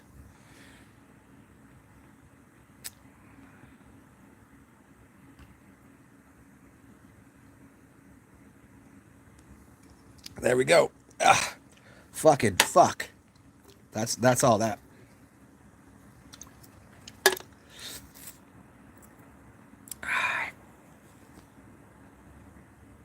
That's wicked, Matthew. 5-point star above your left. Crescent move above your right. That's awesome, man.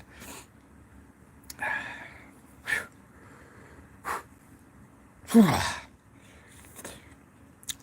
know what's funny? The show that I was watching about the aliens. It's a new show that I started watching. It's called Roswell. It's called Roswell, New Mexico. It's based on an old show. It's an old Roswell. They just remade it. Well, I don't know if they remade it or kept going with it. I think they kind of kept going with it. And I think it's season 3 right now. And one of the major aliens in the show, his name is Max. Really interesting. Oh, pickled stuff, pickled everything, man. Pickled shit, man. I like. You never date a girl that goes into a bodega and pulls a pickled a pickled egg out of a. If you grab a pickled egg out of that thing, do not date her. Leave her to the streets. Although me, if I walk in there, I seen them like, yes, give me one of them bitches. Those are gonna be dope right there. They've been sitting there, but goddamn, them are good. Pickled eggs, man. Pickled beets, pickled eggs. Oh man, I'm in heaven.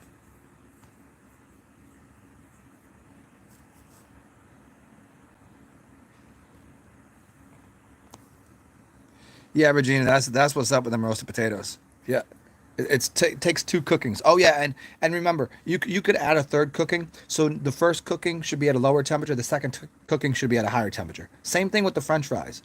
You cook them at a low temperature first to get them right, and then you take them out, and then you turn up the deep fryer to the 550. I mean, you leave it at like what to begin with? I think maybe like 400. So you cook them the first round 375, 400, and you get so that it gets mushy, so it's cooked. But then you take them out, you let them sit, and then you turn the temperature up. So that now it's cooked all the way through, and it's mushy in the middle. Now you want to get the crispy outside on it. It's the same thing, the same idea with the roasted potatoes. Lower temperature at first, so they're cooked through, and then you put the You don't put the butter on to begin with because you don't want the whole. You don't want it to get burnt. You put the butter on at the end, so now you're just getting the crispy from the butter, and then yeah, pickled eggs are yeah, fucking yes. Pickled eggs, sauerkraut.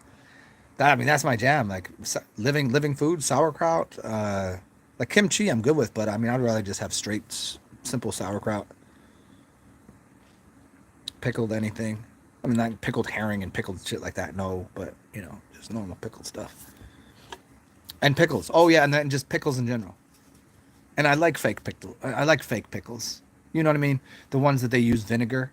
So if you use vinegar, okay. So what you can do is you can cut up some cucumbers, and you could put some sugar and some apple cider vinegar and some dill on the stove, and you can put and you can put then you can take that hot thing and put it over the cucumbers and let them sit, and then put a little mustard seed on there and all that, and you can let them sit, and you can make quick pickles.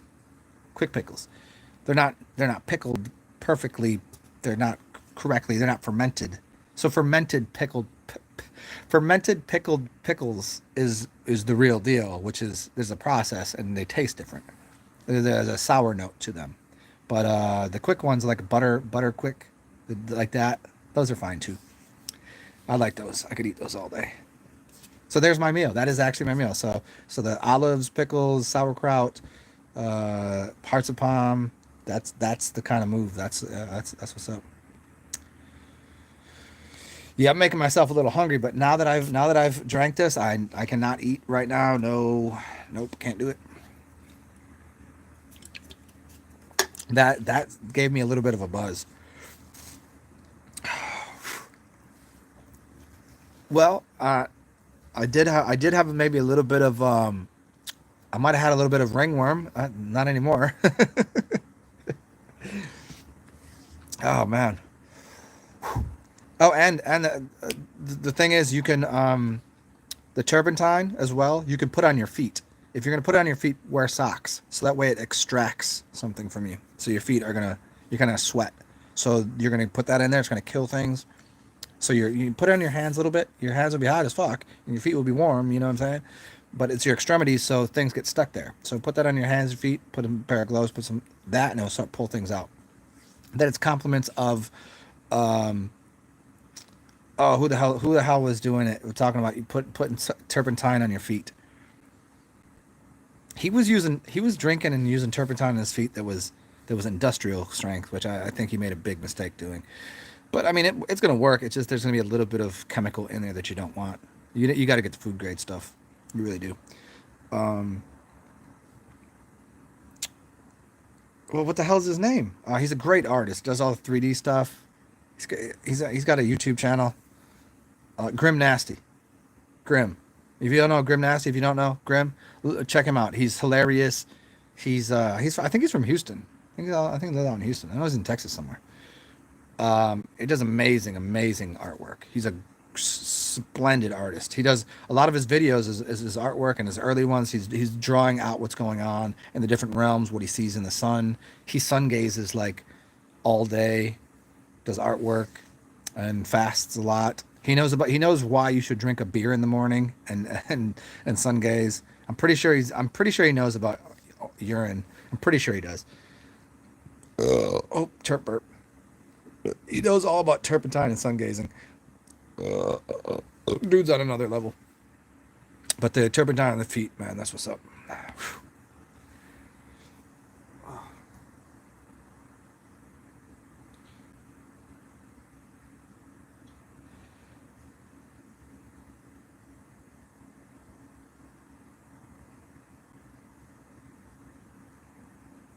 Oh, okay. Well, you're also trying to fast from wearing socks in general. Yeah, I don't wear socks ever. I'm not like I don't even wearing it right now. I don't. When I go in public, I'll walk barefoot around the city. It looks funny sometimes because I'm dressed nice. Like I don't dress like a bum, and then I'm just like walking around barefooted, and people are like, "Why are you barefooted?" I'm like, "Why wouldn't I be barefooted?"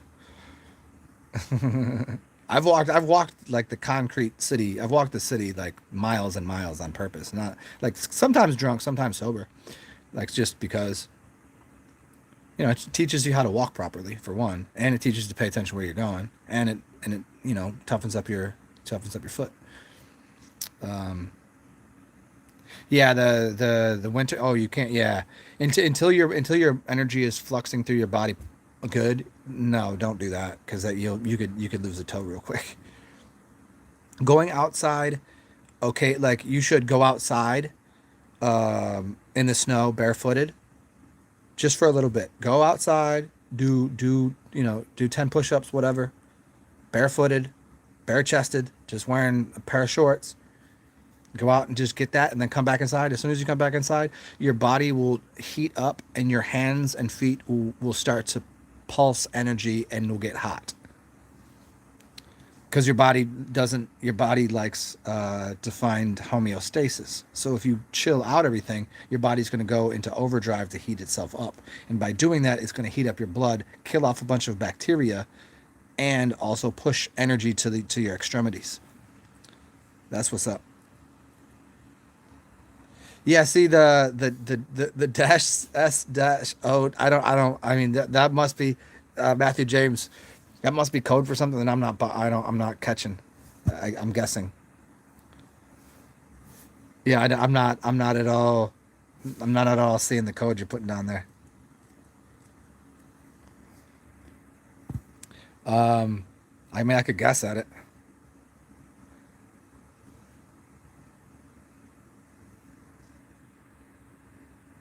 Slimy orifices, cocks, kinks, and sinners.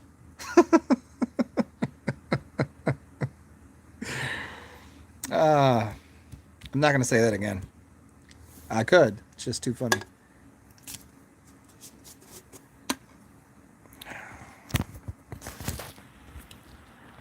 Slimy orifices, cocks, kinks, and sinners. It's that could be my new album, even though I don't have an old album. But I do know Mitch Album, who wrote a great book called uh, I think it's called the five people you meet when you die or something. Is that what it's called? On the road with what other one did he write? A couple good Mitch Album books. He used to be a sports announcer, right? Funny, good dude. Mitch Album. The five people you meet when you're dead, isn't that him? When you die, when you're dead. Oh, fucking met them all already. Shit, I must be dead. Okay, well, that was fucking. I'm not doing another one of those right now. That's way too much. Um, already, I've already overdone my limit on how much turpentine you should consume in a sitting. Okay.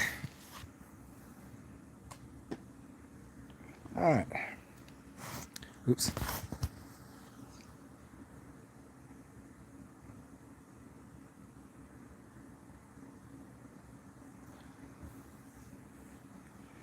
Okay, here's what I think. Well, hey, everybody else that's new here, if you're new, somebody want to write this room number down again. If you want to, I'm going to be doing a Zoom chat in a little bit. If you can feel free to come a little later, or you could just come into the room now and put it on your background, and I'll be doing the show in just a few moments. It's 7 o'clock now. What I think I'll do is I'll kick it with you guys for a few more minutes here, and then I'm gonna put some outdoor clothes on. Let me see what the temperature is looking like today. Got to change my clothes and see. What's up, watering? What up? What water being? That's right, water being. Um, Little fairy godmuffin. What's up? We're gonna go over Zoom in a little bit. I'm digesting this turpentine mixture that I just drank, which was a fucking shit ton of crazy stuff. And so yeah, it was turpentine, aged urine, oregano oil, vodka, fermented honey, bunch of stuff. So I'm gonna get that through my system, and then change my clothes, and then we're gonna go on a journey onto the public sector, and Yeah, we'll chat out there. We'll go look at some lights and we'll talk out there. But for now, I'm gonna be here and just hang out. Oh, bubble guts. Got that bubble guts. Bubble guts. That bubble guts. So you know what? I'm thinking.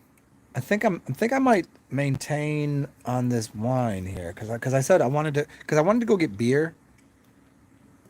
This is wine, and if I drink another wine, I'm gonna be fucking wrecked. Well, I'm not wrecked, but it's gonna be quickly downhill. I can tell, because that turpentine and everything that I just drank, that definitely did something. And I've only had one of these. I shouldn't be at all even close to drunk off of 2 glasses of wine, but I am. Well, I guess it was a shot of vodka too, but whatever. 5 drinks should not be having me this lit. Well, actually 3 drinks. Excuse me. I haven't even drank the second one yet, so I'm not even. This is. So, anyways, I want to go get some beer. Quickly downhill. Yeah, I should. Well, I haven't drank in almost 2 weeks, but that shouldn't really screw with my tolerance, considering I live in a city that I pretty much drank every day of my life. Um. Oh yeah. So the point is, I want to go to the grocery store and get beer, and then I want to get beer, and I want to go to the lights. I don't know if you know, New Orleans. There's in City Park. There's like a festival of lights. Normally it's a walkable thing where you walk through it and everybody's outside and like look at the dinosaurs, look at all this, and there's a bunch of fun stuff. But now it's like because of the nonsense thing that's happening, they have it so you have to drive through. So it's like you're driving it. I mean, I can walk it because well, I'm gonna walk it. But um, yeah, we can see all these cool lights and walk around and be goofy, have some chats. You guys can see all the fun lamps, the fun color, the fun lighting situation that I did not get to the other evening because they'd cut all the lights off at 10 o'clock. I was out at like 9, and I tried to walk around, and they shut off the lights. Yeah, quickly downhill. So this wine will get me. This will get me lit up, lit up like a Christmas tree. Um, I'm gonna go get some beer. I'm trying to see where I'm sitting right now, because of what I've already consumed. In the I don't know. Hopefully, I don't think it's not really screwing with my stomach, and it's not really screwing with my. I know it'll probably be. Hopefully, it'll screw with all of the parasites, and tomorrow I'll have the shits. I don't think it'll work on me tonight. I suppose I could just eat something that's fibrous. I don't have to worry about it. We'll see. I just don't want to have to take a dump in public. That's my point.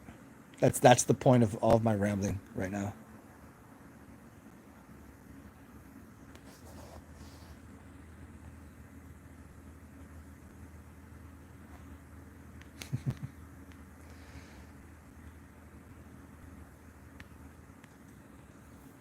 Okay, so again, so that number right there for that Zoom room, y'all can feel free to join that Zoom room, and I'll probably you can put the you can mute it, and you can mute your video too. You can mute the video, or you can mute the audio and cancel the video, and I'll be on there probably. I'll make it 9. We'll call it well 8 o'clock my time, so like 45 minutes definitely. And so I'm just gonna shoot the shit with you guys now. If anybody has any questions or comments or whatever, we'll chat about that for now until I have to change my clothes to go out into public and take a dump. But I don't think I'm gonna have to. So I'll get some beers. Some beers.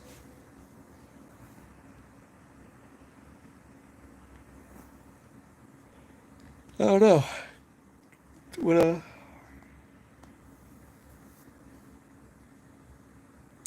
you've just got silly. Yeah, me too. Silly words. I mean, that's most of my life is filling in gaps of time and silence with silly words for people. Like for me, I'm absolutely comfortable in silence with people. I'm comfortable. But I know that most people, what they'll do is they'll fill up space. Silence they don't like. They're so like freaked out by silence that they have to fill it up by talking. And when they talk, they just say weird, dumb, stupid shit. And it's like, well, for me, I don't want to listen to your dumb, incoherent, ignorant, silly ramblings about nothing. I don't want to hear about that stupid shit. But I'm wildly intelligent and I have something important to say. So let me go ahead because my voice, it has this perfect tonality. People like to listen to it. I'm well educated. The things that I say usually make you think or make you smile or laugh or something. And there's a certain quality, a je ne sais quoi, if you will, to my voice. So I'd rather fill up that space with what I have to say than listening to you speak. You, like, if you're going to talk right now, like, just, how about this? Let's just agree that we'll both just not talk.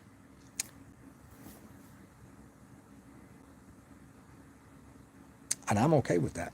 But hey, this is a one-way thing, so I gotta fill up the I gotta, dead airwaves, you can't do it on the radio. You can't have just dead space. You can't have just, because they'll just go to the next station. See, everybody here already knows that I'll fill up the space with something entertaining. So yeah, any topics? Anything you want me to talk about? Matthew James Maxwell, I appreciate that. People have told me this. I agree sometimes, but then yeah, then I'm like, I can't let that go to my head. I can't think that I'm that important. I'm not that funny. I'm not that intelligent. I just happen to be funnier than most people and more intelligent than most people. I'm not the funniest and I'm not the most intelligent, but I'm well above average at most. Like a jack of all trades. I'm very, very good at a lot of things. Not the best at anything, and I don't never choose to be, I never want to be, I never claim to be. And I don't like to suck at things. And I don't even like to be average at things. I like to just be well above average at everything. You know, that way, like I couldn't swim across the, you know, I couldn't swim across the channel. I couldn't just swim from the American side to the Canadian side. I probably could if I had to, up in the Thousand Islands. Like if I could stop on an island on the way from America to Canada, I probably could make it across. It just doesn't seem a lot of joy, and I don't like swimming like that. So I mean, could I not drown? Yeah. Can I swim? Can I do a couple laps on 100 meter? Yeah. Do I want to? No. That's kind of how I work with that. The only thing that I don't work with that kind of attitude is with intelligence and with humor. But most people, my humor, it's because it gets disguised by, like, people think I'm angry or think that I'm maybe it's too dry sometimes, or maybe it's too clever, or maybe I'm too clever for my own good with my jokes. Like, is he really mad about that? Like, you would know if I was mad. I've had to tell so many people that, like, I'm kidding. If I wasn't kidding, I would be. It's not that serious.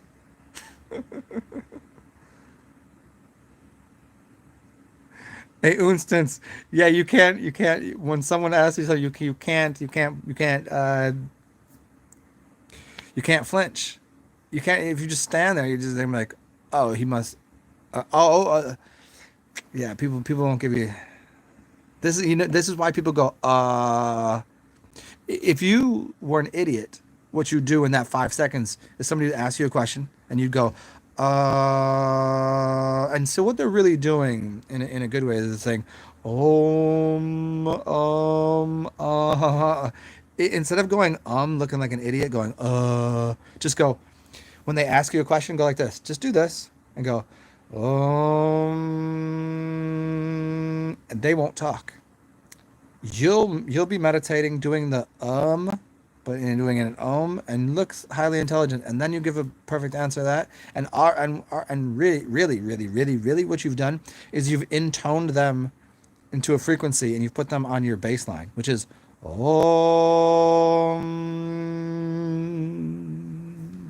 and you could even give them one of these. If you said and you could just cancel out anything, their thoughts will be gone. Yeah, for real. This is this is not the answer you're looking for. They'll forget the question they ask. Seriously.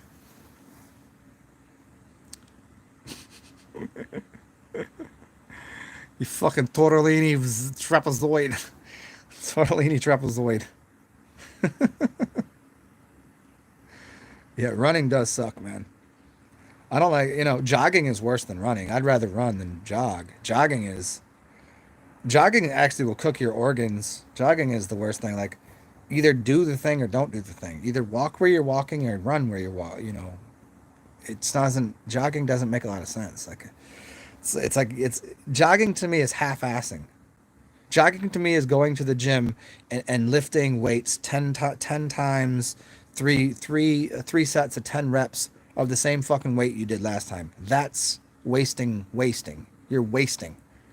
Either go to the gym, put up 6 reps if you can of as much weight as you can, and next time you come to the gym, you push up 5 more pounds and one less rep, whatever, or you do one more rep. I don't care. You upgrade something you're doing, or if you can't, you do one more set. You either up the sets, up the reps, or up the weight. That's all.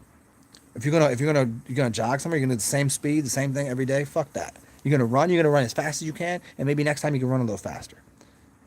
Maybe do something. Maybe dance where you. Who the fuck knows? Just fucking do it or don't do it. I hate people that half-ass everything. Half-assing things is jogging, is going to the gym, doing the same fucking thing. 10 reps, 10. Ugh. Fucking people, you incense me. You disgust me. Yeah. Well, let's see if I should go put some clothes on. Let me. I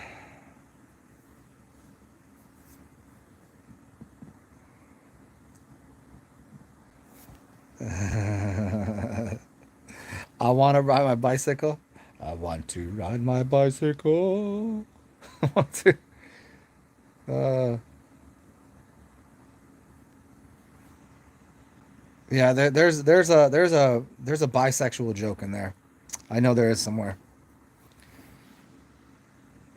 Um, a friend of mine used to be a cyclist. He would always he wasn't a hipster, but he would always have a bike that didn't have any. He would buy one of the track bikes there's no brakes on it. You have to slow down. It was a fixie. He had a fixie.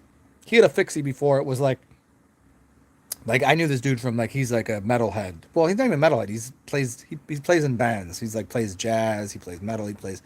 He's tatted up, but he's a cool motherfucker. He's my roommate for years and years. But he before it was like a hipster thing to do to have a fixie. The dude had a fixie. And I was like, I guess. Just give me I want the freewheel and give me the brakes. I ain't got time for this shit. What do I think of bikes? I live in New Orleans. I like bikes. I like biking around. I don't have one right now. I've had bikes. I've had two stolen, one broken, one stolen in another city. Yeah. Yeah, that's the thing. You got to get that. I no matter what bike I get, I always immediately buy another seat. I buy the seat with the big fucking cushion for the butt. There's no thing that goes up where your taint and testicles are. I don't want that. I want the little nub there in the front and the big ass cheek thingies. That's how I'm riding. I'm riding. I want a beach cruiser anywhere I go. It could be a regular. It could be a 10 speed. It could be a regular bike, but beach cruising. And especially nice here because everything's flatland. I would do electric bike too, like the half electric half, but I just don't got the money for it right now. Unsense, get the half one, the one that you can pedal or electric. Yeah, or a pedal assist, or electric assist, where like when you're pedaling, the electric kind of kicks in, so you can go like twice as fast. Those are cool. A little expensive, but well worth it in the long run. Yeah, there you go. Unstance, thank you for the bike curious joke. That was the bike. That was the joke I was looking for. It was on the tip of my brain. Yeah, just make sure you get that other seat, man. That's the way to go. It's not worth it with the fucking with that thing up there. Like the amount of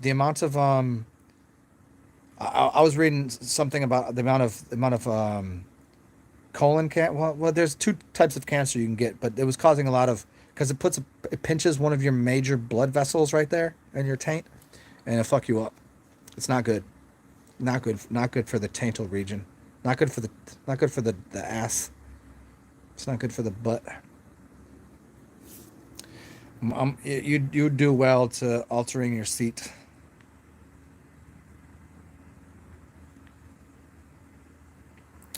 Yeah, man. Yeah, and yeah, you said yeah, Unsense, you said you're not that far from your job, right? 7 minutes by car. It would still probably be like what about the same amount of time by bike? Because like in New Orleans is interesting because of the way the city's set up and where the lights are and shit. You could take a bike if most places you're going by car, you can get there on a bike in the same amount of time. Just the way the city's set up. It's there's some places like if you're doing a beeline, you go into like one end of the streetcar to the other. Like okay, yeah, it's gonna be faster in the car, but most ways you're going, like if going through the city, you got to go over here. Like you got to go through the street. Yeah, it's a bike is just as fast. If I could, there's a lot of people that work for delivery services that they bike it, man. They bike the whole thing. There's no need for a car.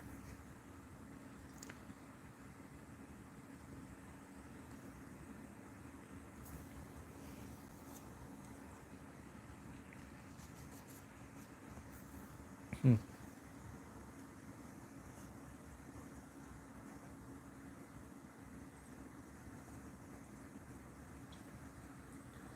And anybody that doesn't know, here the number is again for anybody new here for the the J- the Jimmy Waps for the Zoomy Zoomers. The room number is 818-9478-4188. Again, that's 818-9478-4188. I will probably start that around 8 o'clock. Um, and as per usual, if anybody wants to, because it is the gift giving season, this is the gift that I have for all of you, which is all of this entertainment and all of the knowledge that I've provided over 2,566 shows. I don't even know how many is this point. Um, and all of the one-on-ones and times that I'll spend with you people, whatever. You can always donate or feel free to give me a gift because it is the gift giving season, is it not? Even though I think every day should be gift giving. And you can find a way to do that beneath at TSAR, capital XEN, capital TSAR, capital XEN. That's at Cash App with the dollar sign in the front or at PayPal, paypal.me/. Capital TSAR, capital XEN. Boom. Appreciate that. And I'm going to. Yep. Yeah. You get the dinghy. Oh, you see that. There's two major blood vessels there. Yeah. You don't want to have a dinghy dong problem, man. Because all of a sudden, you can only use whiskey dick as an excuse so many times, especially if you don't drink whiskey. I had whiskey dick one time, and it was the worst because it was a really fucking. I was with a really sexy chick, and then yep, and all I could do, you know what I'm talking about when you just try to you just try to like you try to like mush the softy in there. You're kind of got your thumbs on it, and you're kind of just trying to, if I can just get it in there. Yeah, I tried that. It just then I started laughing because I realized how ridiculous it was. And we had drank whiskey all night. I went to a whiskey bar, and I'm not a whiskey drinker. Not, I can drink vodka, I can drink anything, and still be okay for the rest of the evening. But no, the whiskey did me dirty. Yep. So I just sat there, just trying my thumb game, just trying to get like a. It's like how you have like you know how like when you go camping, and then after you're done camping and you try to roll the thing up and you put it in the bag and you can't quite get it. It's all like flopping all over the place and you're trying to stuff it in there and it's not really getting in there. It's kind of like that. Yeah.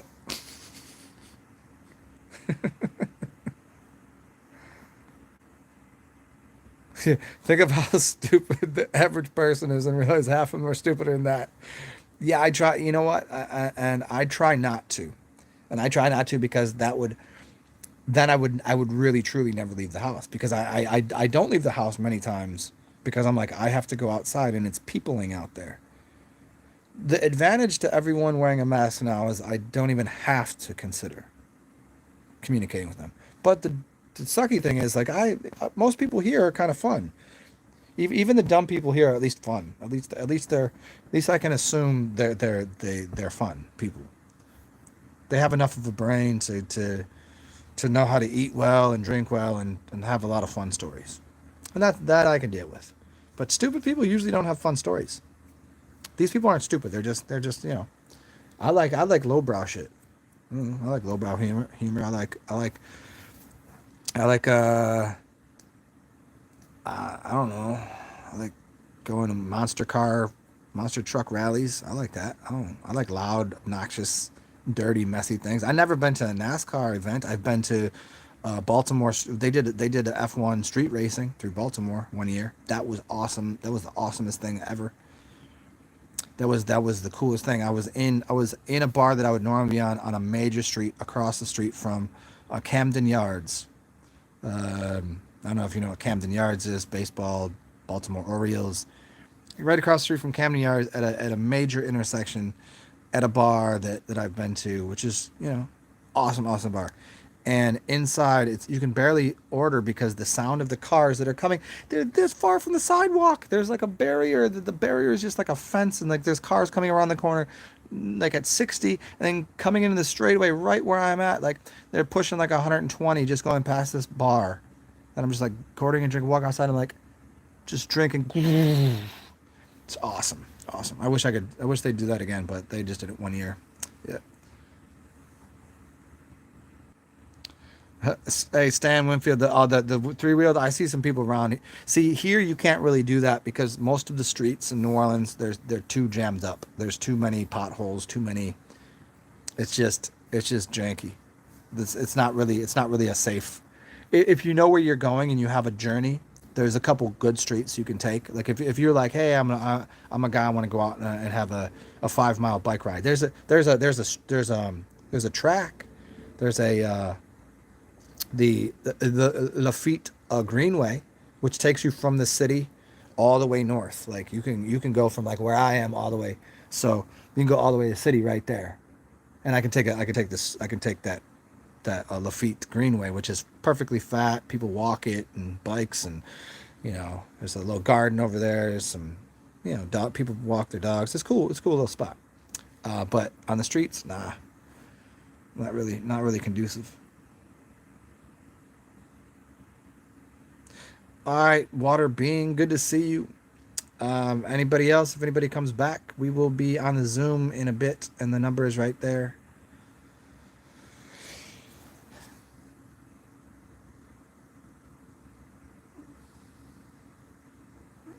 Arcane, I'll let you in that room. Okay, cool. All right, well, okay, let me see. Let me see what the temperature is outside. I don't know. I guess I could just open. Oh, my window is open. What the hell? Yeah, I think. Let's go find something to wear. What do you think, guys? Let's go find something to wear. I think it'll just be jeans. Jeans is good. I think I could rock this shirt again. Okay, I wore that jacket the other day. I'm not gonna rock that again.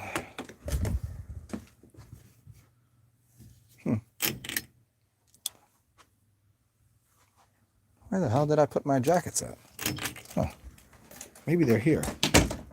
Oh, yes, they're in my mess of things laundry that I need to do. Okay, what do I rock? Do I rock the velour? Do I rock the velour today? Or do I rock the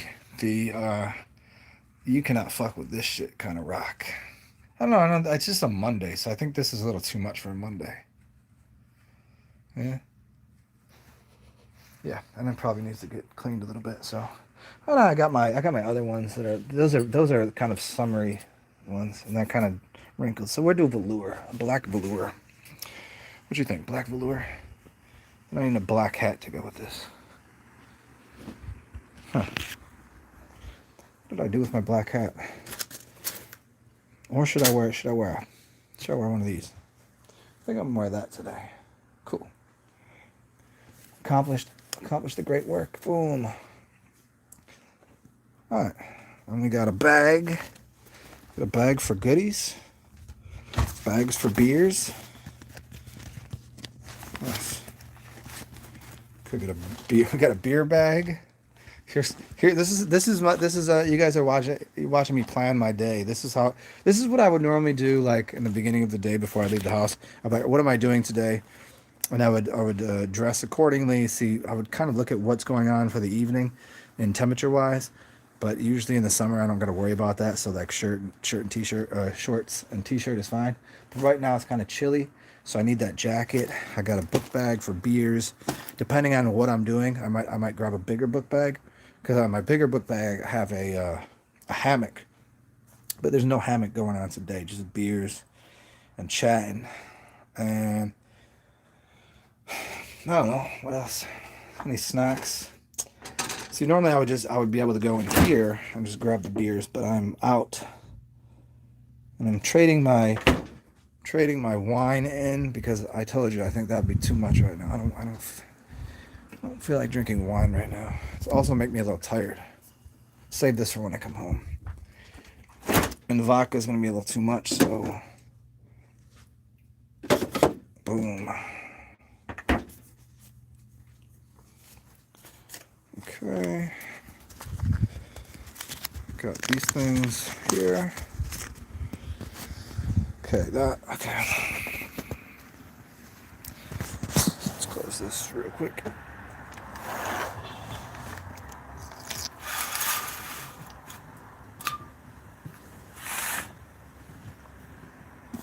It's my dream catcher. Okay.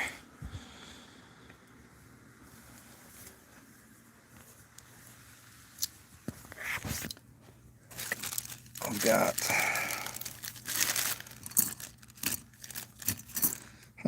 There we go. Let's mix up something here. Okay.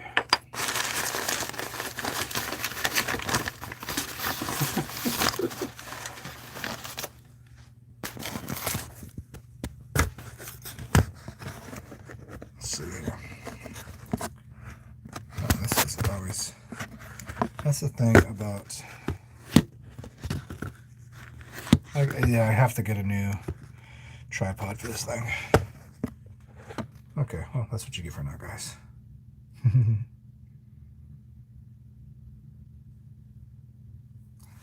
Yeah, Christopher, that was Unstance. That was Unstance the other night. That's so funny. So,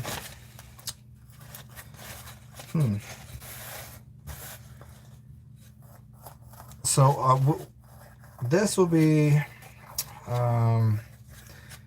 final few moments before I turn myself into a what do they call it, a pumpkin. So I turn myself into a pumpkin. No, wait, no, I'm not gonna turn myself into a pumpkin. I'm gonna turn myself into a princess, and then I turn into a pumpkin tomorrow.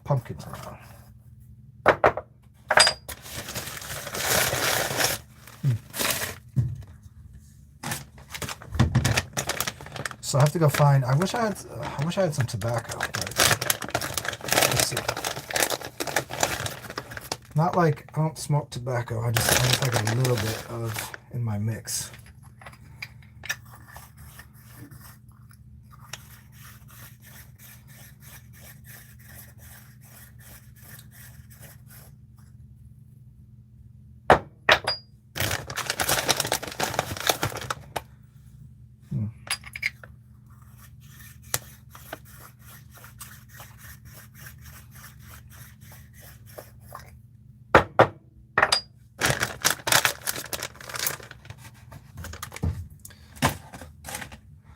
Oh shit, I know what I need. I need a baker.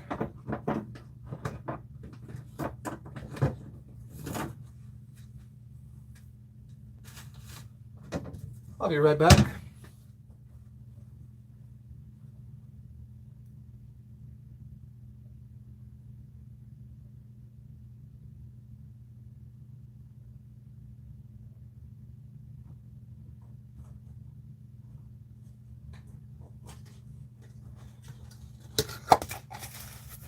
Okay.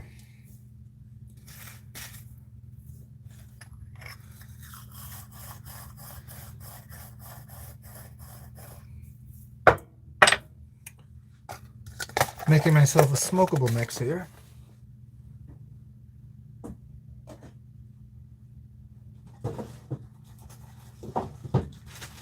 A major thing that a lot of people think that you can just burn it like in your house. No, sage is good to be smoked too.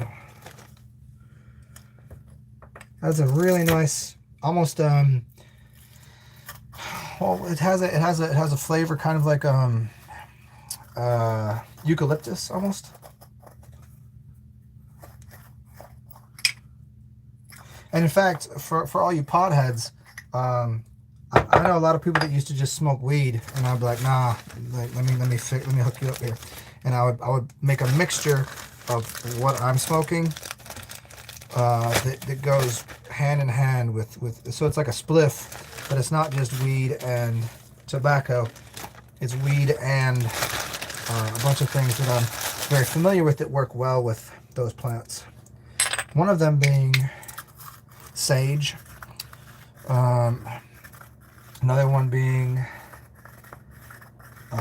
maybe like a coriander or cardamom kind of flavor, or a clove cigarettes, clove tobacco, and mullein, and there's a couple other flowers, rose petal.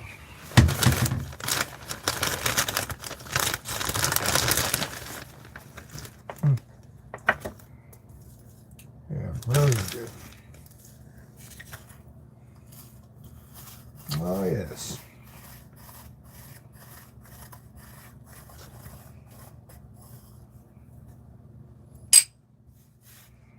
Okay.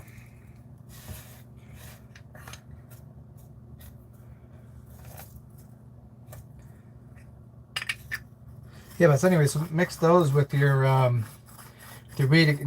Not only it's not just a filler. It actually does something. You get a different high off it. It's pretty awesome.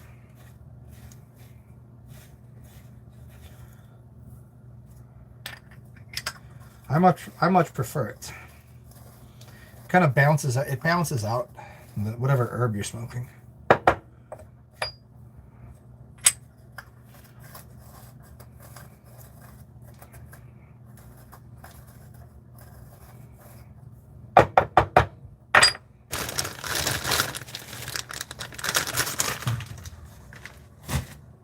So I got lotus stamen, some sage, some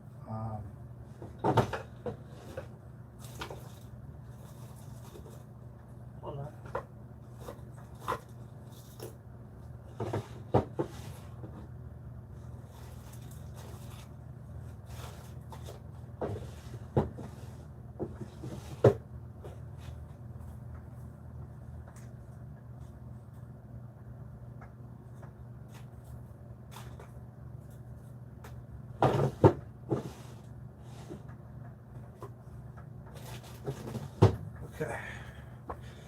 Yeah, we got a bunch of good things in here. But it mixes really well with a little bit of tobacco and a little bit of herb.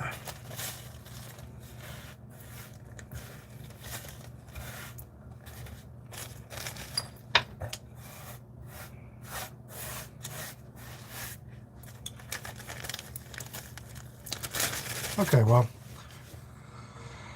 we'll see. Sardines, man. Oh, man. Sardines. I never fuck with sardines. A little too salty for me, man. I mean, I know what they are. I mean, I've worked at pizza restaurants, but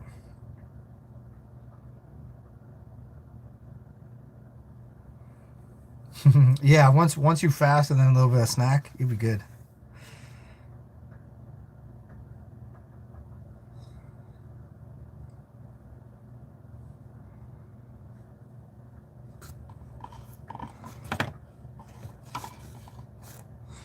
Ah, although epilepsy? No shit. We'll have to see what we do about that one of these days. Okay, I think we've accomplished the task here.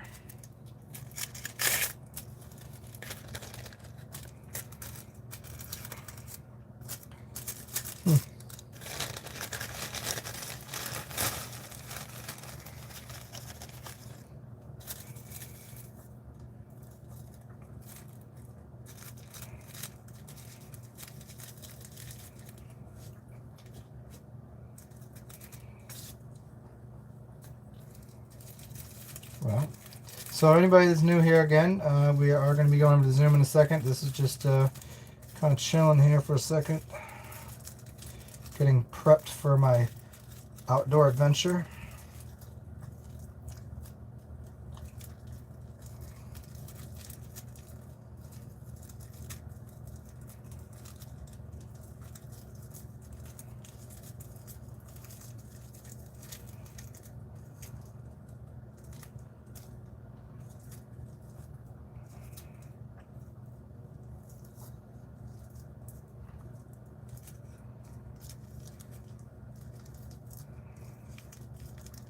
Oh, yes.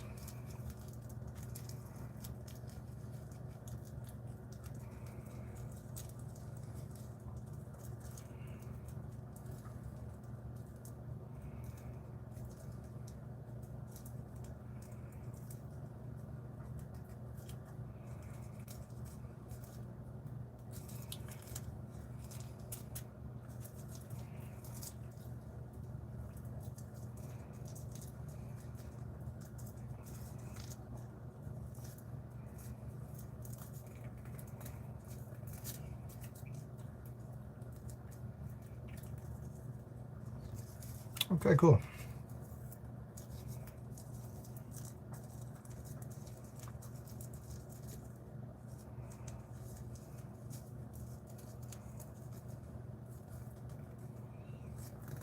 Spliff star.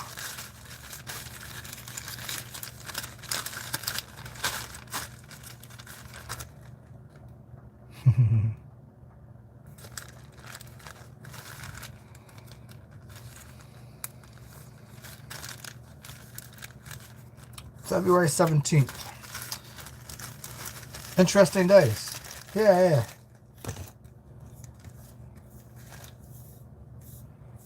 That's oh,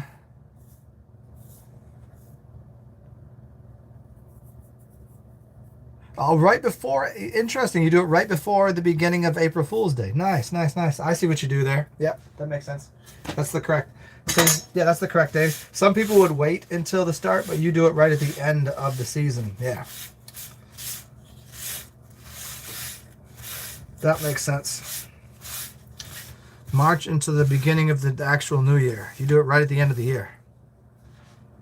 See, for anybody who doesn't know, see that? So April Fool's Day is actually the beginning of the year for most people, at least in this part of the world, because of, well, when the sun and when the spring comes around, you know. It's even a connection to like Ishtar and Easter and how things are, you know, supposed to be doing certain things in the winter. Certain fasting should be done like coming into like, well, before the, you should be harvesting certain times and you should be planting certain times. You should be, you know, hibernating certain times. That's kind of the modus. Spody dopalicious. Okay, cool. I'll be right back. I have to change my gears. I'll be right back.